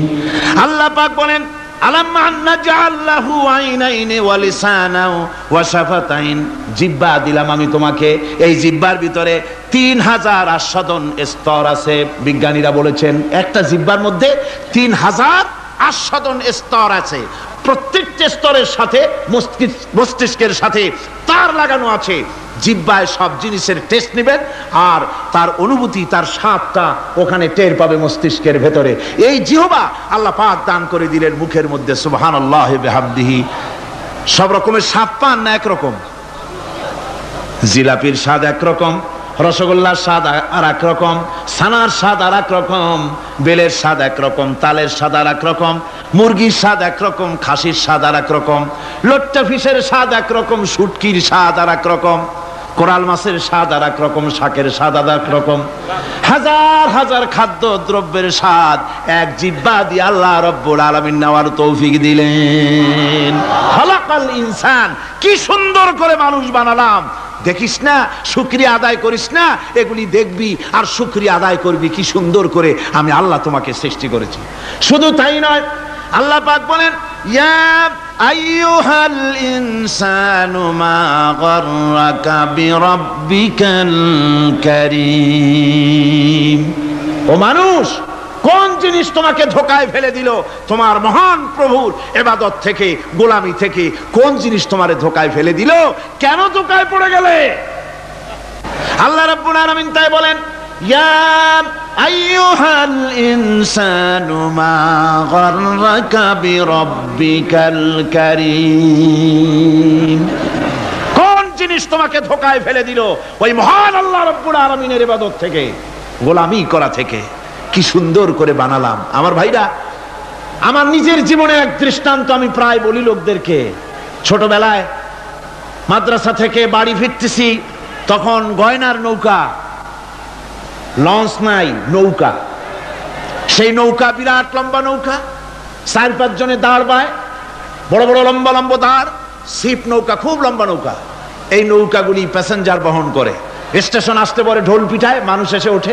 রাতের বেলায় চলতে হয়, রাতেই এগুলো চলতো বেশি, আজকাল এগুলি আর নাই। সেই নৌকার মাঝখানে থাকতো বাঁশ পোতা, 2 দিকে মানুষ শোবে, নৌকার 2 দিকে মাথা দিয়ে, 1 দিকে পা দিয়ে শোবে। ছাত্র জীবন, শুয়ে আছি এরকম করে, কিন্তু পা লম্বা করা যায় না, পা লম্বা করলে আর একজনের বুকের উপরে গিয়ে ওঠে। এভাবে করে পা কতক্ষণ গোটো করে রাখা যায়? কিছুক্ষণ পর মনের মধ্যে চিন্তা জাগলো যে আল্লাহ, হাঁটুতে তো ব্যথা করতেছে, এই হাঁটুগুলি যদি নাট বল্টুর মতো মোড়ায় মোড়ায় খোলার সিস্টেম করে দিতে, তাহলে তো এখন কষ্ট হতো না। ঠ্যাংডারে মোড়াইয়া খুলিয়া তারপরে ব্যাগের মধ্যে ভরিয়া বালিশের কাজ হতো, ঠ্যাংও ব্যথা করতো না। ছাত্র হলে যত চিন্তা মাথার মধ্যে আসে, এইসব চিন্তা, কেনুর মধ্যে একটা মুড়ি পেঁয়াজ হইলে ভালো হইতো, এইসব চিন্তা করতেছে। চিন্তা করে করে এক ফাঁকে ঘুম এসে গেল। সকালবেলায় নৌকা যখন ফিরেছে স্টেশনে, ঘুম ভেঙে গেল যাত্রীদের চিৎকারে। একজন বলছে আমার মানি ব্যাগ চুরি হয়েছে, আর একজন বললো আমার হ্যান্ড ব্যাগ গেছে, আর একজন বলছে আমার ব্রিফ কেস গেছে, চোরে নিয়ে গেছে। ওরা তো যার যার হারানো জিনিস নিয়ে ব্যস্ত। আমি তখন তওবা করতেছি যে আল্লাহ, আমার বুদ্ধিমতো যে বুদ্ধি রাত্রে করলাম, এই বুদ্ধিমতো যদি মানুষের হাতে এবং কেনুতে থাকতো নাট বল্টুর মতো করে মুড়ি পেঁয়াজ দেওয়া, আর ওইগুলি যদি থাকতো ব্রিফকেসের মধ্যে, হ্যান্ড ব্যাগের মধ্যে, তাহলে তো সকালবেলায় শুনতাম কেউ বলতো যে আল্লাহ আমার তো ঠ্যাং চুরি হয়ে গেছে, কেউ বলতো আমার তো হাত চুরি হয়ে গেছে। আল্লাহ আল্লাহ আল্লাহ আল্লাহ, আল্লাহু আকবার। আল্লাহ সুবহানাহু ওয়া তাআলা কি সুন্দর করে তৈরি করেছেন। এত হাল তারা মিন ফুতুর, আমার সৃষ্টি নৈপুণ্যতার ভেতরে কোনো ভুল দেখতে পাও? কোনো ভুল পাবে না। আমার সৃষ্টি নৈপুণ্যতার ভেতরে কোনো ভুল নাই। সুবহানাল্লাহি বিহামদিহি, সুবহানাল্লাহি বিহামদিহি। এত সুন্দর করে আল্লাহ সুবহানাহু ওয়া তাআলা মানুষ সৃষ্টি করলেন। খলাকাল ইনসান আল্লামাহুল বায়ান, তিনি মানুষকে কথা বলা শিখিয়েছেন, তিনি মানুষকে সৃষ্টি করেছেন এত সুন্দর করে, চামড়া দিয়ে, সুন্দর করে চোখ দিয়ে, চুল দিয়ে, মুখ দিয়ে, কি সুন্দর করে বানিয়েছেন। সুবহানাল্লাহ। দেখুন, পায়ের তালুর চামড়া একরকম, তলার চামড়া আর এক রকম, বুকের চামড়া একরকম, পিঠের চামড়া আর এক রকম, ঠিক কিনা কন? পায়ের উপরের যে চামড়া, ওই চামড়াটা যদি পায়ের তলায় হতো, 2 দিনও হাঁটা যেত না, প্রতি সপ্তাহে 3 বার করে হাফসুল করা লাগতো, কোন ঠিক কিনা? আল্লাহ সুবহানাহু ওয়া তাআলা যেখানে যেটা দরকার তাই দিয়েছেন। আর ওরা বলে কি, কয় যে আল্লাহ নাই, দেয়ার ইজ নো গড। ছাগল কোথাকার। গ্যাগারিন বলেছেন, ইউরি গ্যাগারিন প্রথম মহাশূন্যচারী, মহাশূন্য পরিভ্রমণ করে এসে বললেন যে মহাশূন্যের লক্ষ লক্ষ মাইল পরিভ্রমণ করে এলাম। মহাশূন্যে হিন্দুরা যাকে ভগবান বলে, খ্রিস্টান যাকে গড বলে, মুসলমানেরা যারা আল্লাহ বলে, এই লক্ষ লক্ষ মাইলের কোন জায়গায় অস্তিত্ব দেখলাম না। কিসের আল্লাহ, কিসের গড? নাউযুবিল্লাহি মিন যালিক। কত বড় ছাগল! তুমি দেখো আল্লাহ রে, তুমি তো নিজের শরীরই নিজে দেখো না। আমরা কি আমাদের নিজের শরীরটা দেখি? আয়নার সাহায্য ছাড়া ঘাটটা কেমন, হিপটা কেমন, ব্যাকটা কেমন, পেছনের উরুটা দেখতে কেমন, আজ পর্যন্ত আয়নার সাহায্য ছাড়া দেখতে পারি নাই। নিজের শরীরটাই দেখতে পারি নাই, আর এই শরীরের স্রষ্টাকে দেখতে চাই। সাহস তো কম না পাগলের। আল্লাহ সুবহানাহু ওয়া তাআলা তিনি মানুষকে সৃষ্টি করেছেন, কত সুন্দর করে তিনি বানিয়েছেন। একবার লক্ষ্য করে দেখো, শুকরিয়া আসবে আল্লাহর দরবারে, মাথা নত হয়ে আসবে। কি সুন্দর করে আল্লাহ পাক বানিয়েছেন। মানুষের শরীরে কিডনি লাগবে 2টি, কিডনি লাগবে 1টা। কিডনি কি? কিডনি হচ্ছে আপনার পেশাবকে ছেঁকে বের করে দেয়, একটা দারুণ জিনিস আপনার শরীরের জন্য। কিডনি যদি ইনঅ্যাক্টিভ হয়ে যায়, হাত পায়ে পানি এসে হাত পা ফুলে আপনি মৃত্যুর দিকে এগোতে থাকবেন। এই কিডনি, এই ছাকনি মাত্র 1টা হলে চলে, কিন্তু আল্লাহ পাক ছাকনি, এই কিডনি দিয়েছেন 2টো। কটা দিলেন? 2টো। একটা যদি কখনো ডিসঅর্ডার হয়ে যায়, আর একটা দিয়ে যেন আমার বান্দা কাজ চালায় নিতে পারে। সুবহানাল্লাহ বিহামদিহি, সুবহানাল্লাহ। চোখ তো একটা হলেও হয়, কিন্তু আল্লাহ চোখ দিলেন 2টো। কটা দিয়েছেন? 2টো চোখ দিয়েছেন, 2টো কান দিয়েছেন। আমি অবাক হয়ে গিয়েছি যখন আমার ছেলের চিকিৎসা চলতেছিল সিঙ্গাপুর মাউন্ট এলিজাবেথ হসপিটালে। 7টা অপারেশন হয়েছে। আমার ছেলে কারিবুল মত, একেবারে মৃত্যুর দুয়ারে চলে গিয়েছিল। 7টি অপারেশন, 40 ব্যাগ রক্ত লেগেছে। 2.5 ফিট তার ইন্টেস্টাইন কেটে ফেলেছে, 2.5 ফিট খাদ্যনালী কেটে ফেলে দিয়েছে। আমি ডাক্তারকে জিজ্ঞেস করলাম, সার্জনকে, 2.5 ফিট তার খাদ্য নালী তুমি কেটে ফেললে, তা আমার এই ছেলে খেয়ে হজম করবে কি করে? তার খাওয়াটাও প্রবলেম হবে না? ডাক্তার আমাকে যা বললাম শোনা মাত্র আমার চোখে পানি এসে গেল। ডাক্তার বলল, তুমি জানো না, আমি তো মাত্র 2.5 ফিট কেটেছি। তোমার স্রষ্টা, এই পৃথিবীর স্রষ্টা মানুষ যিনি সৃষ্টি করেছেন, প্রত্যেক মানুষের পেটের ভিতরে এই খাদ্য নালীকে রব্বুল আলামিন 22 ফিট লম্বা করেছেন। 22 ফিট লম্বা আছে এটা। আমি তো মাত্র 2.5 ফিট কেটেছি। কোন প্রয়োজনে যদি কাটতে কাটতে আরো কাটা হয়, 10 ফিটও কাটা হয়, কষ্ট হবে না। সুবহানাল্লাহ বিহামদিহি। তার শ্বাস নেওয়ার জন্য, প্রশ্বাস নেওয়ার জন্য কি ব্যবস্থা আল্লাহ পাক করেছেন। হার্ট, মানুষের হার্ট বিট হচ্ছে, এটাকে হার্ট বিট যেটা হয়, সংকোচন সম্প্রসারণ। এই যে মানুষ, ডাক্তাররা বলে রোগী হার্ট অ্যাটাক করেছে, হার্ট অ্যাটাক করেছে। হার্ট যে হার্ট অ্যাটাক করলো, অ্যাটাকটা কি? অ্যাটাকটা হচ্ছে সংকোচন সম্প্রসারণ, সংকোচন সম্প্রসারণ, এরকম হচ্ছে। ফট করে এটা অ্যাটাক করলো, আর যদি ছেড়ে না দেয় এটাই অ্যাটাক করা, এটাই তার জীবনটা শেষ হয়ে যাওয়া। ডাক্তাররা বলেছেন যে মানুষের শরীরের সবকিছু চিন্তা করে, গবেষণা করে বহুত কিছু বুঝেছি, কিন্তু হার্টটা এরকম পাঞ্চিং কেন করে, এই জিনিস আজও পর্যন্ত আমাদের মাথায় ঢোকে নাই। সুবহানাল্লাহ বিহামদিহি। আল্লাহ পাক কি সুন্দর করে এই পাঞ্চিং এর মাধ্যমে, হার্ট যেভাবে করতেছে, এই পাঞ্চিং এর মাধ্যমে সমস্ত শরীরের রক্তগুলি পা থেকে শুরু করে মাথা পর্যন্ত সব ছড়িয়ে দেওয়া হচ্ছে, এভাবে এভাবে ছড়িয়ে দেওয়া হচ্ছে, যাতে করে মানুষ জীবিত থাকে, শরীরের রক্ত গরম থাকে, হিম শীতল হয়ে মানুষ যেন মারা না যায়। এই জন্য আল্লাহ সুবহানাহু ওয়া তাআলা এত সুন্দর ব্যবস্থা করেছেন। এক সময় আঘাত পেয়ে অনেকগুলি রক্ত যদি পড়ে যায়, মানুষ রক্ত শূন্যতায় মরবে না, আবার খানিকটা রক্ত রিজার্ভও থাকে, আল্লাহ পাক রিজার্ভ করে রাখেন। স্পঞ্জের ভিতরে পানি থাকলে উপর থেকে টের পাওয়া যায়, ওরকম খানিকটা রক্ত আল্লাহ শরীরের ভিতরে রিজার্ভ রেখেছেন। এই জন্য বড় বড় ডাক্তাররা, বড় বড় ডাক্তার, বড় বড় বিজ্ঞানী কখনোই নাস্তিক হয় না। এই সব দৃশ্য দেখে তারা মনে করে নিশ্চয়ই একজন কেউ আছেন যিনি এগুলি তৈরি করেছেন, এগুলি এমনে এমনে হয় নাই। যিনি তৈরি করেছেন তিনি কে? তিনি হচ্ছেন আল্লাহ সুবহানাহু ওয়া তাআলা।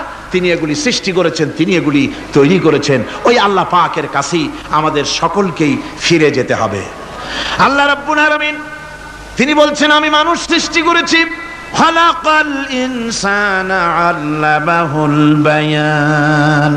মানুষ সৃষ্টি করেছি, শুধু মানুষকে সৃষ্টি করি নাই, আমি আবার তার জোড়াও তৈরি করে দিয়েছি। মানুষ একা একা না, পৃথিবীতে সব জোড়ায় জোড়ায় তৈরি করেছি। উদ্ভিদের মধ্যে জোড়া তৈরি করেছি, প্রাণী জগতের মধ্যে জোড়া তৈরি করেছি। এই দুনিয়ার ভিতরে যা কিছু আছে, উদ্ভিদ হোক আর মানুষ হোক, প্রাণী জগৎ হোক, সবগুলিকে আমি আল্লাহ জোড়া বানাইছি, জোড়ায় জোড়ায় নর এবং নারী সবগুলির মধ্যে করে দিয়েছি। ওয়া মিন আয়াতিহি আন খালাকা লাকুম মিন আনফুসিকুম আজওয়াজান লিতাসকুনু ইলাইহা ওয়া জাআলা বাইনাকুম মাওয়াদ্দাতান ওয়া রাহমা। আল্লাহ রাব্বুল আলামিন বলেন, আমার অগণিত নিদর্শনের ভিতরে এটাও একটি নিদর্শন যে আমি তোমাদের থেকে তোমাদের জোড়া তৈরি করেছি, তোমাদের স্ত্রীদেরকে তৈরি করেছি, যাতে করে তোমরা তাদের কাছে শান্তি পাও। আর তোমাদের মধ্যে ভালোবাসা সৃষ্টি করেছি, মহব্বত সৃষ্টি করে দিয়েছি। আর পরিণত বয়সে এই মহব্বতকে আমি আল্লাহ করুণার সহৃদয়তায় পরিণত করে দেই। তোমার থেকে তোমার জোড়া নারী সৃষ্টি করেছি, স্ত্রী। সেই স্ত্রীর কাছে তুমি তোমার স্বস্তি শান্তি ফিরে পাবে। আর যখন বৃদ্ধ হয়ে যাবে, তখন এই ভালোবাসাটা আমি করুণা আর মহব্বতের মধ্যে পয়দা করে দেই। এর দ্বারা এই ভালোবাসা এবং মহব্বতের মাধ্যমে সন্তান সন্ততি পৃথিবীতে আসে, নাতি আসে, পৌত্র আসে, পৌত্রী আসে, এভাবে করে আত্মীয় স্বজন পরিবেষ্টিত অবস্থায় দুনিয়ায় মানব বংশ আমি এভাবে করে বৃদ্ধি করি। আর এরপরে মানব সৃষ্টি করে মানুষকে এক পরিবেশ সৃষ্টি করে দিয়ে তাকে কথা বলারও আমি ভাষা শিখিয়েছি। আল্লামাহুল বায়ান। মানুষকে আমি কি শিক্ষা দিয়েছি? কথা বলতে আমি শিক্ষা দিয়েছি। কথা বলার কারণেই মানুষ মানুষ, আর কথা বলতে পারে না বলে মানুষের সাথে পশুর সাথে এই বিরাট পার্থক্য। পশু কথা বলতে পারে না, মানুষ কথা বলতে পারে। কথা বলা হচ্ছে মানুষের একটা বিশেষ বৈশিষ্ট্য। আরে বায়ান শব্দের অর্থ শুধু কথা নয়, বায়ান শব্দের অর্থ হচ্ছে চেতনা, বুদ্ধি, অনুভূতি, প্রজ্ঞা, মেধা, চিন্তা, বিবেচনা, ইচ্ছা শক্তি, প্রতিরোধ শক্তি, এ সবগুলি বায়ানের ভিতরে সীমাবদ্ধ। যে আমি বায়ান শিক্ষা দিয়েছি, তার মানে এতগুলি জিনিস আমি তোমার মধ্যে আমি সৃষ্টি করে দিয়েছি মানুষের মধ্যে। এরপরে এ বায়ান একটি শিক্ষা। শিক্ষা বলতে বুঝায়, এই শিক্ষাটা আল্লাহ সবাইকে দিয়েছেন। মাছ সাঁতার কাটতে পারবে, পাখি আকাশে উঠতে পারবে, পাখিকে আল্লাহ ওড়ার ক্ষমতা দিয়েছেন। মুরগির বাচ্চা ডিমের থেকে বের করে পানির মধ্যে ছেড়ে দিবেন, ও সাঁতার কাটতে পারবে না। আপনি আমারে কোন মুরগির ডিমের ভিতরে মুরগির বাচ্চা, হাঁসের ডিমের ভিতরে হাঁসের বাচ্চা, সে কি করে বোঝে ডিমের কোন অংশ পাতলা, সেই অংশটা সে অপারেশন শুরু করে দেয়। সে কিন্তু সব জায়গায় ঠোকায় না। ওই ডিমের পর্দার ভিতরে একটা অংশ আছে পাতলা, সামান্য পাতলা, সেই পাতলা অংশ সে ঠুক করে একটুখানি অপারেশন করে, পর্দাটা ফেটে যায়, সেখান থেকে সে বেরিয়ে আসে। কে শিখালো যে এই জায়গায় ঠুক করে আওয়াজ কর, বেরোতে পারবি? কে শিখালো? আল্লাহ পাক শিক্ষা দিয়েছেন। এটা বায়ানের অন্তর্গত। মানুষকে দিয়েছেন বায়ান, ওকে দিয়েছেন শিক্ষা। হাঁসের বাচ্চা পানির ভিতরে ছেড়ে দিলে ওকে সাঁতার কাটতে হবে, কে শিখালো? আল্লাহ পাক। বাতাসে পাখিরা উড়ে বেড়ায় ডানা মেলে। আওয়ালাম ইয়ারাও ইলা তায়রি সাফাতিন ওয়া ইয়াকবিদনা মা ইউমসিকুহুন্না ইল্লার রহমান। দেখে নাকি তারা পাখিটি কেমন মেলি দুটি লঘু ডানা উড়িয়া বেড়ায়, শূন্যের পরে নাহি তার কোনো মানা। আবার সে ডানা গুটাইয়া চলে কিন্তু পরে না তবু, বলকে বা তারে শূন্যে রাখিছে ভিন্ন সে এক প্রভু। প্লেনের মতো, এরোপ্লেনের মতো দেখছেন না পাখিগুলি এরকম এরকম করে ওড়ে। আবার কখনো উঠতে গিয়ে আর ডানা দোলায় না, দুটো ডানা শরীরের সাথে মিশাইয়া একেবারে রকেটের মতো উড়ে চলে যায়, কিন্তু পড়ে যায় না। কে তাকে শূন্যের উপরে রেখেছে? জোরে কন, কে রেখেছে?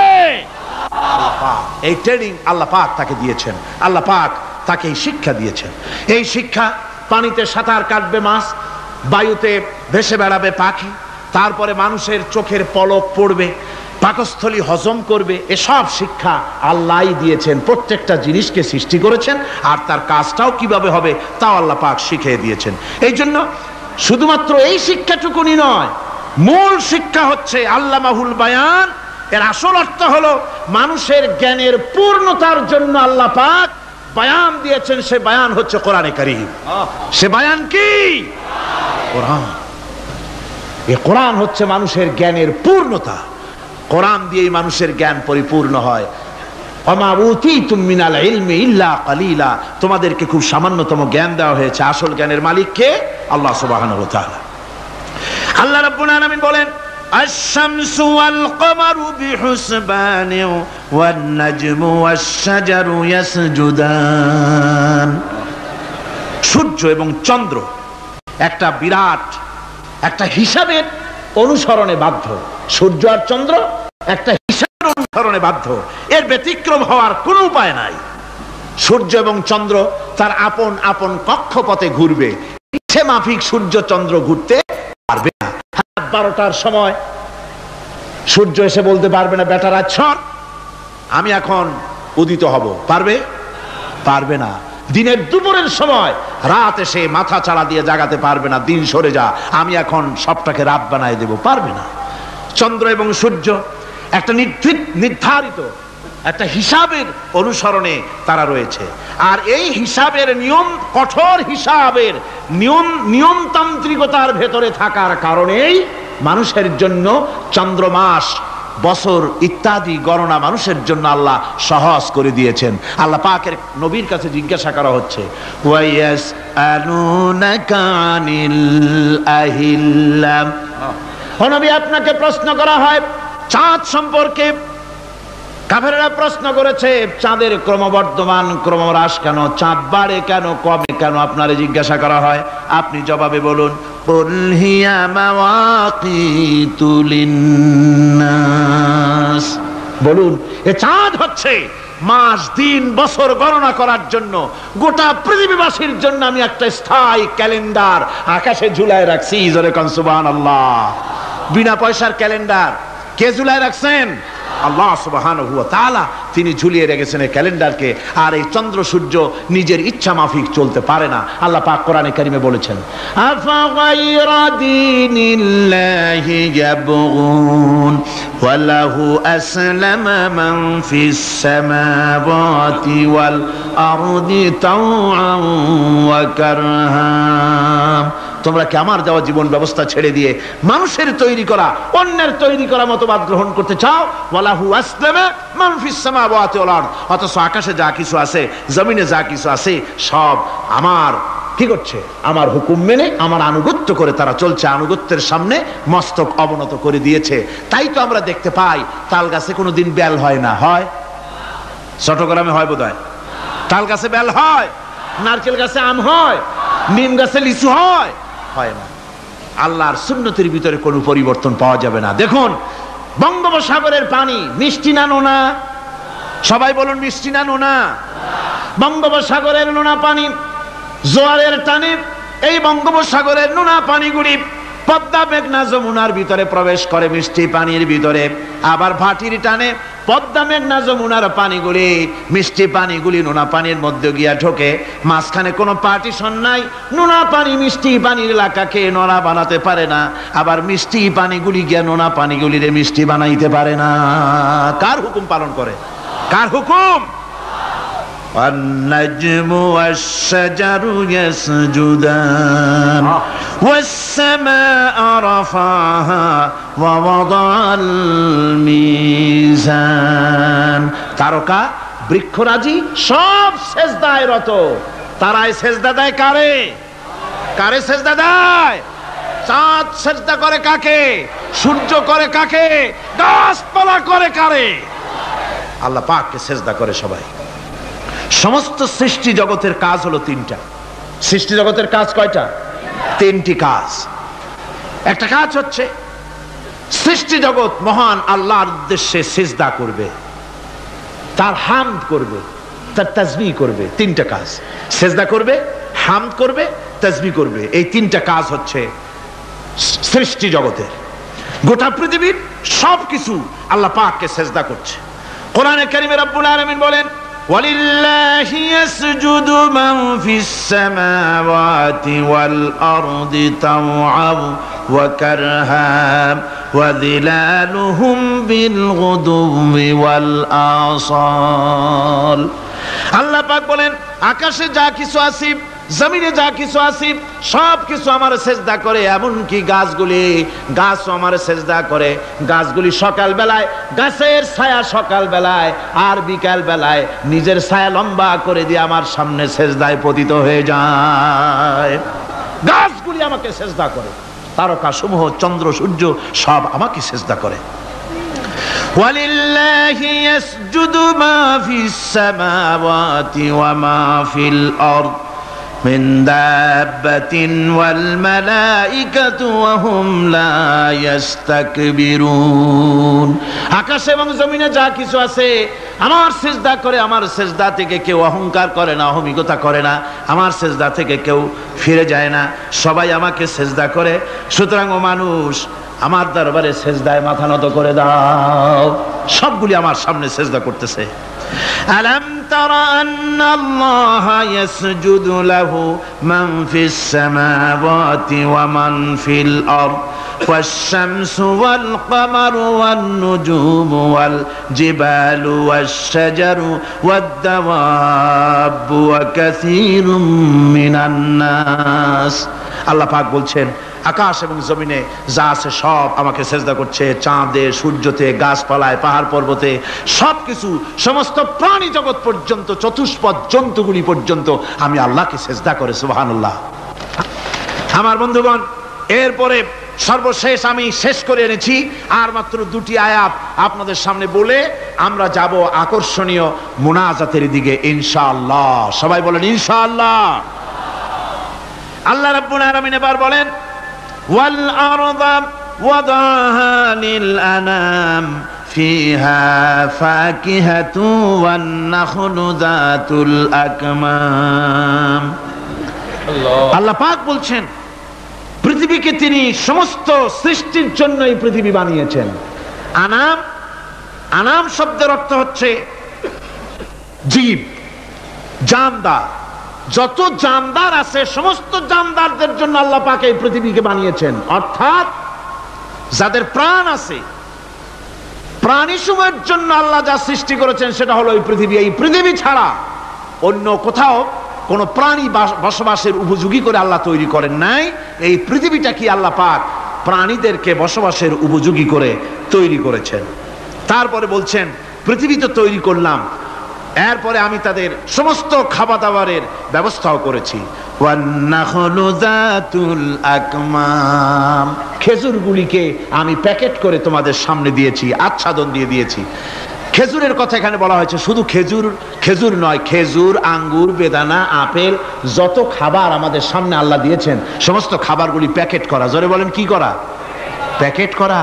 কি মহব্বত করে আল্লাহ দিয়েছেন। কলা বলেন, তাল বলেন, বেল বলেন, সব খাবারগুলিকে আল্লাহ পাক প্যাকেট করে মানুষের সামনে হাজির করেছেন। কারণ ওয়ালাকাদ কাররামনা বানি আদমা, যেহেতু আদম সন্তানকে আমি সম্মানিত করেছি, তাই আদম সন্তানের সামনে, ভদ্র সম্মানিত মেহমানের সামনে যত খাবার দিলাম সব খাবারগুলিকে আমি গুছিয়ে সুন্দর করে সাজিয়ে আমি কভার করে তোমার সামনে পেশ করেছি। ওয়াল হাব্বুজুল আসফি ওয়ার রাইহান, এরপরে দানা দিয়েছি, ভুসি দিয়েছি। দানা হচ্ছে মানুষের খাবার, ভুসি হচ্ছে পশুর খাবার। এই মানুষের খাবার, পশুর খাবার সবকিছু আমি পরিবেশন করেছি। এরপর আল্লাহ বলছেন ফাবিআইয়ি আলা'i রাব্বিকুমা তুকাযযিবান। পড়েন ফাবিআইয়ি আলা'i রাব্বিকুমা তুকাযযিবান। আল্লাহ পাক বলছেন কোন নিয়ামতকে, তোমার প্রভুর কোন নিয়ামতকে অস্বীকার করতে পারো? আল্লাহর কোন নিয়ামতকে অস্বীকার করতে পারবে না। এভাবে হাজারো নিয়ামত দিয়ে আমি তোমাদেরকে সমৃদ্ধ করেছি। সূরা আর রহমান একেবারে শেষ পর্যন্ত আল্লাহর এই সমস্ত নিয়ামত দিয়ে ভরা, নিয়ামতের কথা দিয়ে, রহমতের কথা দিয়ে ভরা। জোরে কোন সুবহানাল্লাহ বিহামদিহি। এই কোরআন, যে কোরআন আল্লাহ আমাদের শিক্ষা দিলেন, এই কোরআন অনুযায়ী দয়া করে যে কোরআন দিলেন, যাতে অর্থনীতি আছে, সমাজনীতি আছে, রাজনীতি আছে, যাতে মানুষের পারিবারিক জীবন আছে, সবকিছু যে কোরআনে আছে।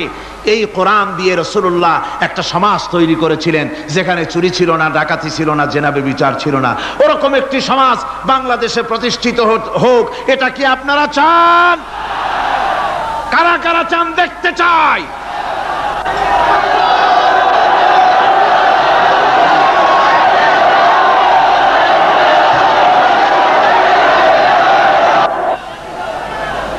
আলহামদুলিল্লাহ। সবাই কোন আলহামদুলিল্লাহ।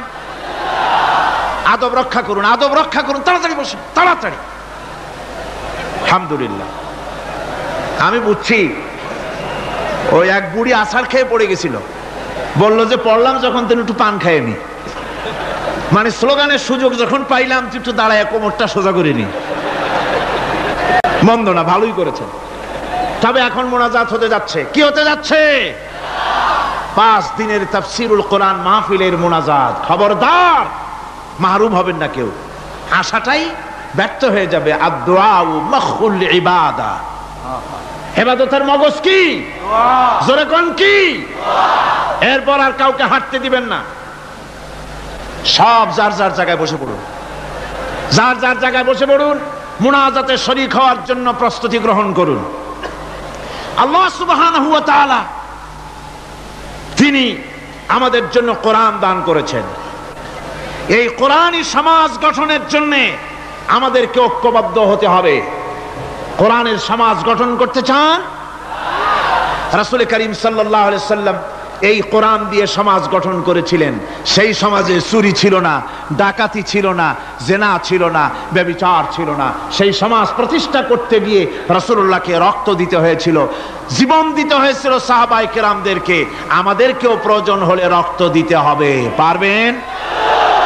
পারবেন? আজকে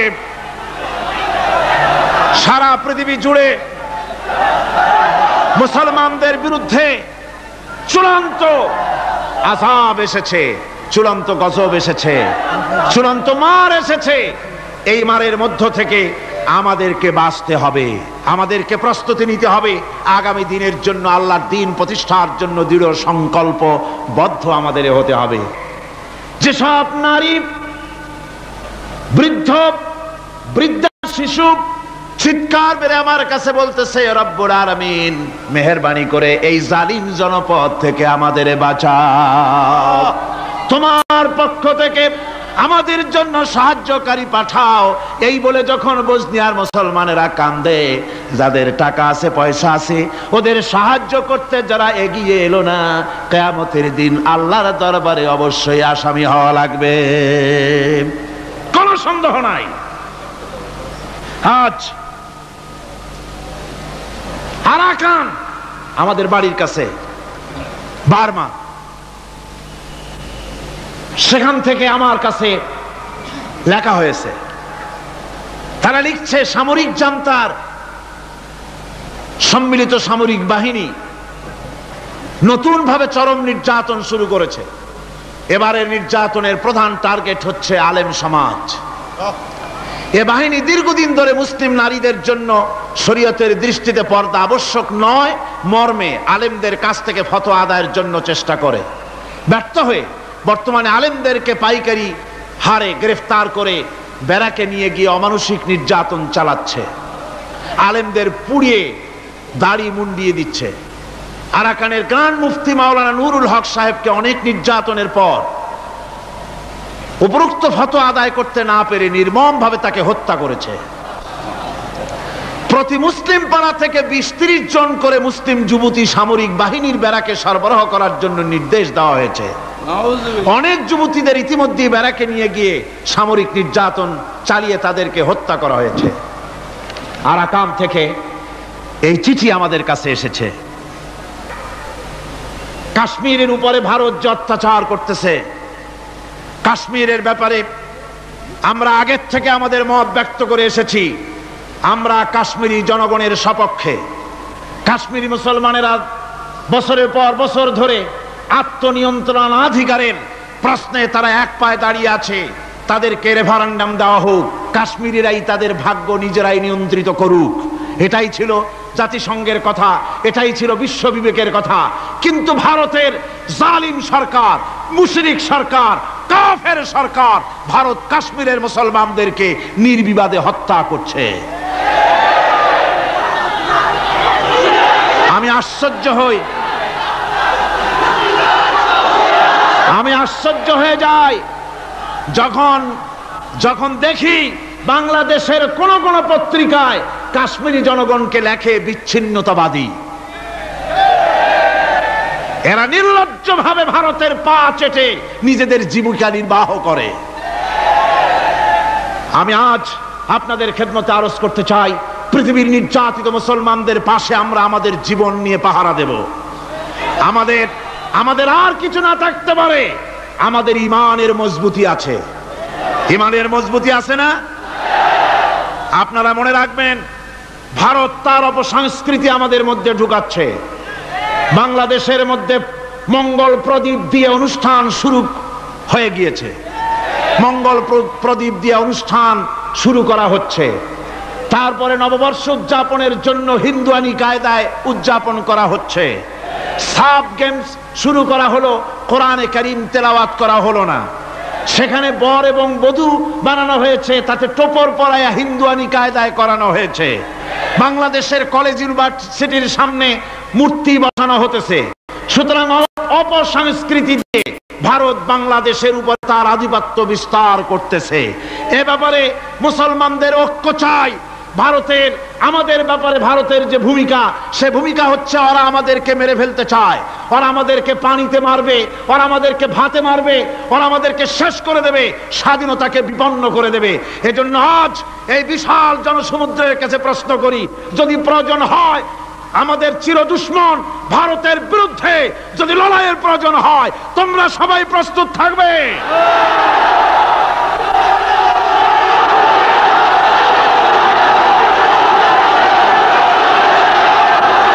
আর একটি কাজ হচ্ছে ঐক্যবদ্ধ হওয়া। কি হওয়া? ঐক্যবদ্ধ হতে হবে আমাদেরকে। ওলামা, মাশায়েখ, পীর বুজুর্গ যারা আছে সকলকে ঐক্যবদ্ধ হতে হবে, কাদা ছড়াছড়ি বন্ধ করে দিতে হবে। কাদা ছড়াছড়ি করে কোনো লাভ নাই, কাদা ছড়াছড়ি বন্ধ করতে হবে। ঐক্যবদ্ধ হয়ে আলেম ওলামা বুজুর্গ সব যদি আমরা এক হয়ে যাই, আমরা দিন প্রতিষ্ঠা করতে পারবো। বাংলাদেশে ওই যে আপনি দেখেন কিছু লোক চিল্লায়, মনে করেন ওদের পত্রিকা আছে অনেক, দেওয়ালের লেখা আর পত্রিকার লেখা দেখে মনে করবেন না যে ওরা অনেক। পুকুরের মধ্যে বিরাট পুকুর, খুব লাফায় পানি, মনে করেছে যে অনেক মাছ বুঝি, পরে জাল ফেলে দেখে যে শুধুমাত্র 3টে পুঁটি মাছ।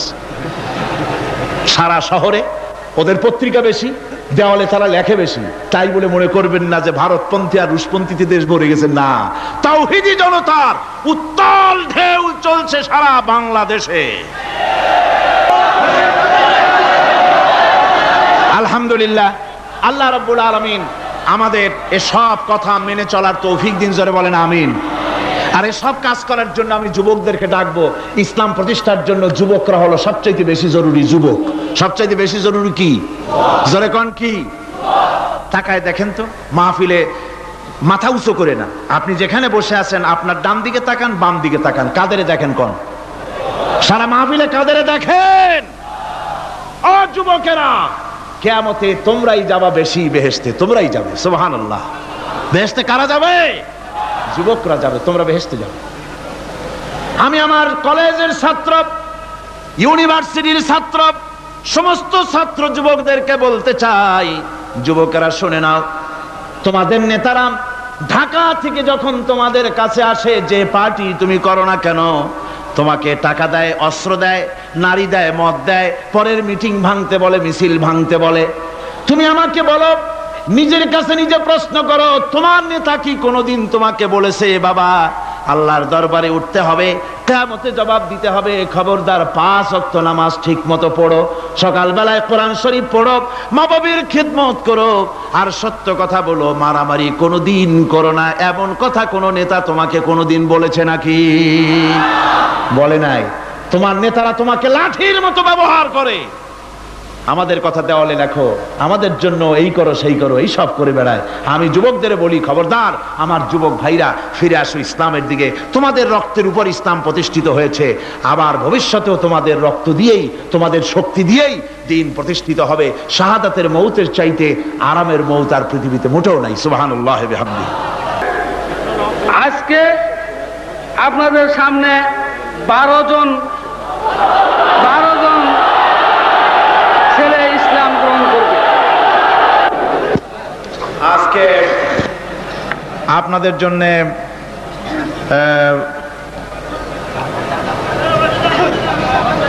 এক তো সুখবর যে কোরআনে কারীমের তাফসীর আমরা শুনতে পেরেছি। 2 নম্বরে আমরা মুনাজাতের দিকে এগিয়ে যাচ্ছি। 3 নম্বরে আলহামদুলিল্লাহ আজকে মোট 14 জন ইসলাম কবুল করতে যাচ্ছেন। এর আগে তৃতীয় দিন ইসলাম কবুল করেছিলেন 10 জন, 5 জন, এবং চতুর্থ দিন ইসলাম কবুল করেছেন একজন খ্রিস্টান মহিলা সহ 5 জন। এ গেল 10, আর আজকের 14।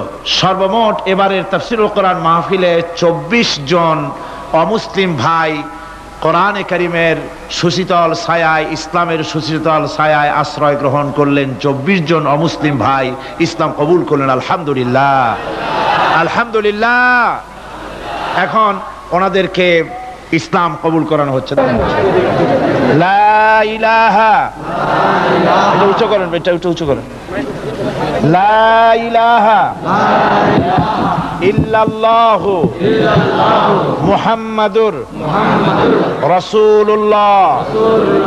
আল্লাহ ছাড়া কোনো ইলাহ নাই, মাবুদ নাই, উপাস্য নাই, মুহাম্মদ সাল্লাল্লাহু আলাইহি ওয়াসাল্লাম আল্লাহর প্রেরিত রাসূল। আশহাদু আন লা ইলাহা ইল্লাল্লাহু ওয়াহদাহু লা শারীকা লাহু ওয়া আশহাদু আন্না মুহাম্মাদান আবদুহু ওয়া রাসূলুহু। আমি সাক্ষ্য দিচ্ছি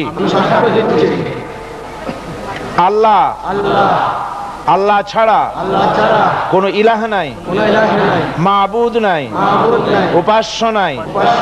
তিনি এক, তিনি একক, নিরঙ্কুশ, তার কোনো অংশীদার নাই। আমি আরো সাক্ষ্য দিচ্ছি মুহাম্মদ সাল্লাল্লাহু আলাইহি ওয়াসাল্লাম আল্লাহর প্রেরিত বান্দা এবং রাসূল। সকলকে বলুন আসসালামু আলাইকুম। বলেন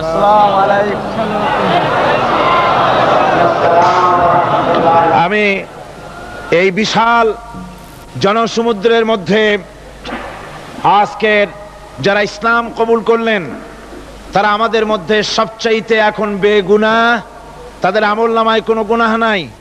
কালেমা শরীফ পড়ার সাথে সাথে, কালেমায়ে তাওহীদ এবং শাহাদাত পড়ার সঙ্গে সঙ্গে তাদের পেছনের সমস্ত গুনাহ খাতাকে আল্লাহ রাব্বুল আলামিন মাফ করে দিয়েছেন। আমি এই বিশাল জনতার পক্ষ থেকে আমাদের এই নতুন মুসলমান যে কয়জন আমার সামনে আছেন আর মহিলারা যারা পেছনে আছেন তাদের জন্য আমাদের আন্তরিক মোবারকবাদ। সামনে যারা পুরুষ আছেন তাদেরকে আমি সকলের পক্ষ থেকে আলিঙ্গন করছি।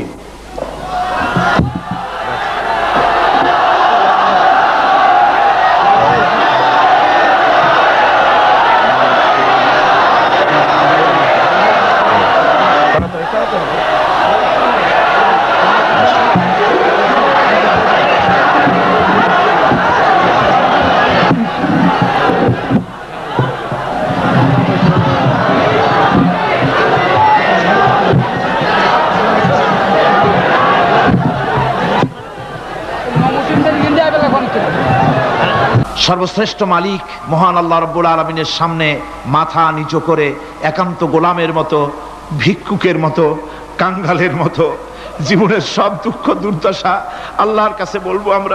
আমরা আমাদের গুনার কথা বলবো, আল্লাহর কাছে মাপ চাইবো। আল্লাহুম্মা আমিন।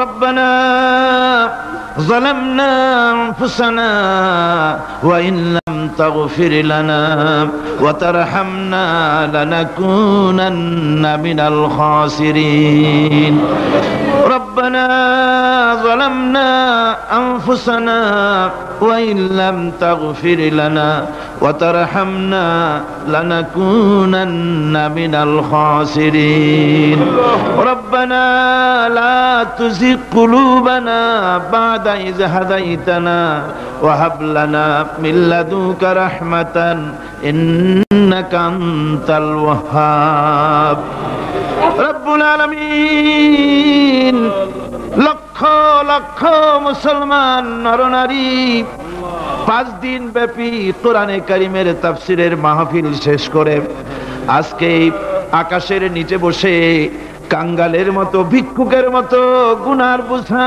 মাথায় নিয়া তোমার দরবারে ছোট ছোট 2খানা হাত তুলে ধরেছি। রব্বুল আলামিন আমাদের গুনার দিকে নজর করো না, আমাদের গুনার দিকে তাকায়ও না। আমরা এত গুনাহ করেছি, সেদিকে তাকালে হয়তো রহমত করতে ইচ্ছে করবে না।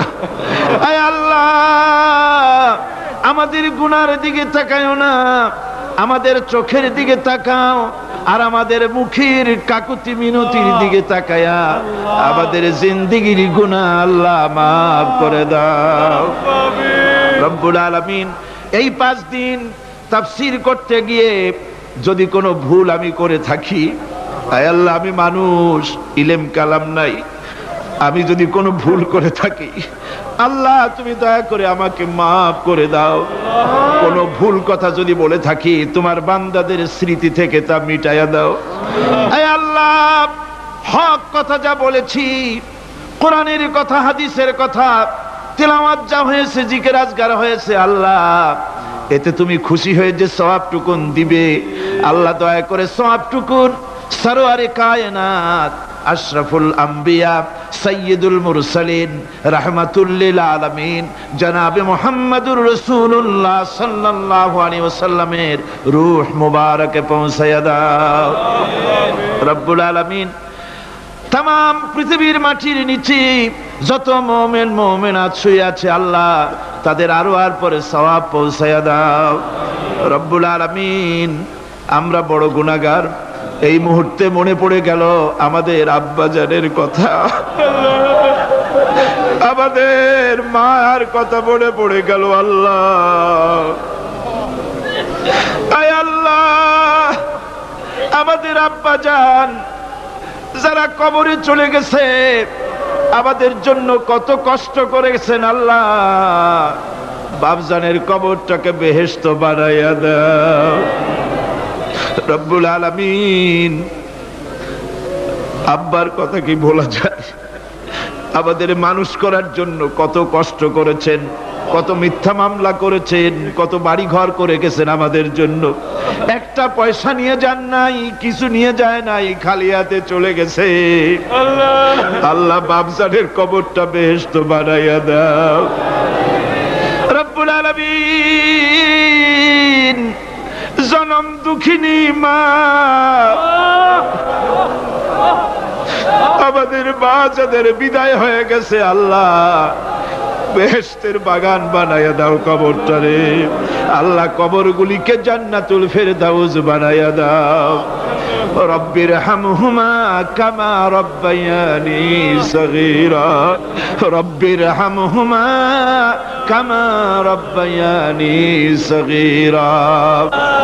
আল্লাহ, আমাদের দিকে একটু তাকাও। সূরা আর রহমানের তাফসীর করলাম। তুমি তো রহমান, তুমি রহিম, তুমি জব্বার, তুমি সত্তার, তুমি মুহাইমিন, তুমি মুমিন, তুমি মুতাকাব্বির, তুমি সত্তারুল উয়ুব। আল্লাহ, আমাদের দিকে তাকাও, আমাদের দিকে তাকাও। আয় আল্লাহ, এইভাবে করে মায়ের কাছে দাঁড়ায়া যদি মা মা বলে যদি কাঁদতাম, এমন নিষ্ঠুর মা নাই যে কোলে না নিয়ে পারে। আল্লাহ, মায়ের চাইতে লক্ষ গুণে মায়া তোমার বেশি, আমাদেরকে রহমতের কোলে টেনে নাও। আয় আল্লাহ, যত মানুষ মাহফিলে হাত উঁচু করছে, যত গুনাহ আছে আজকের মাঠ থেকে কেউ যেন গুনাহ নিয়ে বাড়ি না যায়। আল্লাহ, আমাদের শিরক গুনাহ মাফ করো, আমাদের বেদাতের গুনাহ মাফ করো, চুরি ডাকাতির গুনাহ মাফ করো, মানুষ হত্যা করার গুনাহ মাফ করো, জিনা করার গুনাহ মাফ করো, যত গুনাহ করেছি মাফ করে দাও আল্লাহ রব্বুল আলামিন। এই মুহূর্তে দোয়া করি আমরা বসনিয়ার মুসলমানের জন্য। আল্লাহ, বসনিয়ার মুসলমানদের ওরা মেরে শেষ করে দিল। আল্লাহ, আল্লাহ, তুমি দয়া করে তোমার রহমত, তোমার রহমান নামের ওসিলায় বসনিয়া বাঁচায়া দাও। সার্ব এবং ক্রোশীয়দেরকে তুমি খতম করে দাও। আলজেরিয়ার মুসলমান, ফিলিপিনের মুসলমান, প্যালেস্টাইনের মুসলমানদেরকে আল্লাহ হেফাজত করো। মিশরের ইসলামী আন্দোলনের লোকদেরকে আল্লাহ মারা হচ্ছে, তাদের তুমি হেফাজত করো। আল্লাহ, কাশ্মীরের মুসলমানদেরকে ভারতের কাফের বেঈমানেরা মারতেছে, কাশ্মীরের মুসলমান বাঁচাইয়া দাও।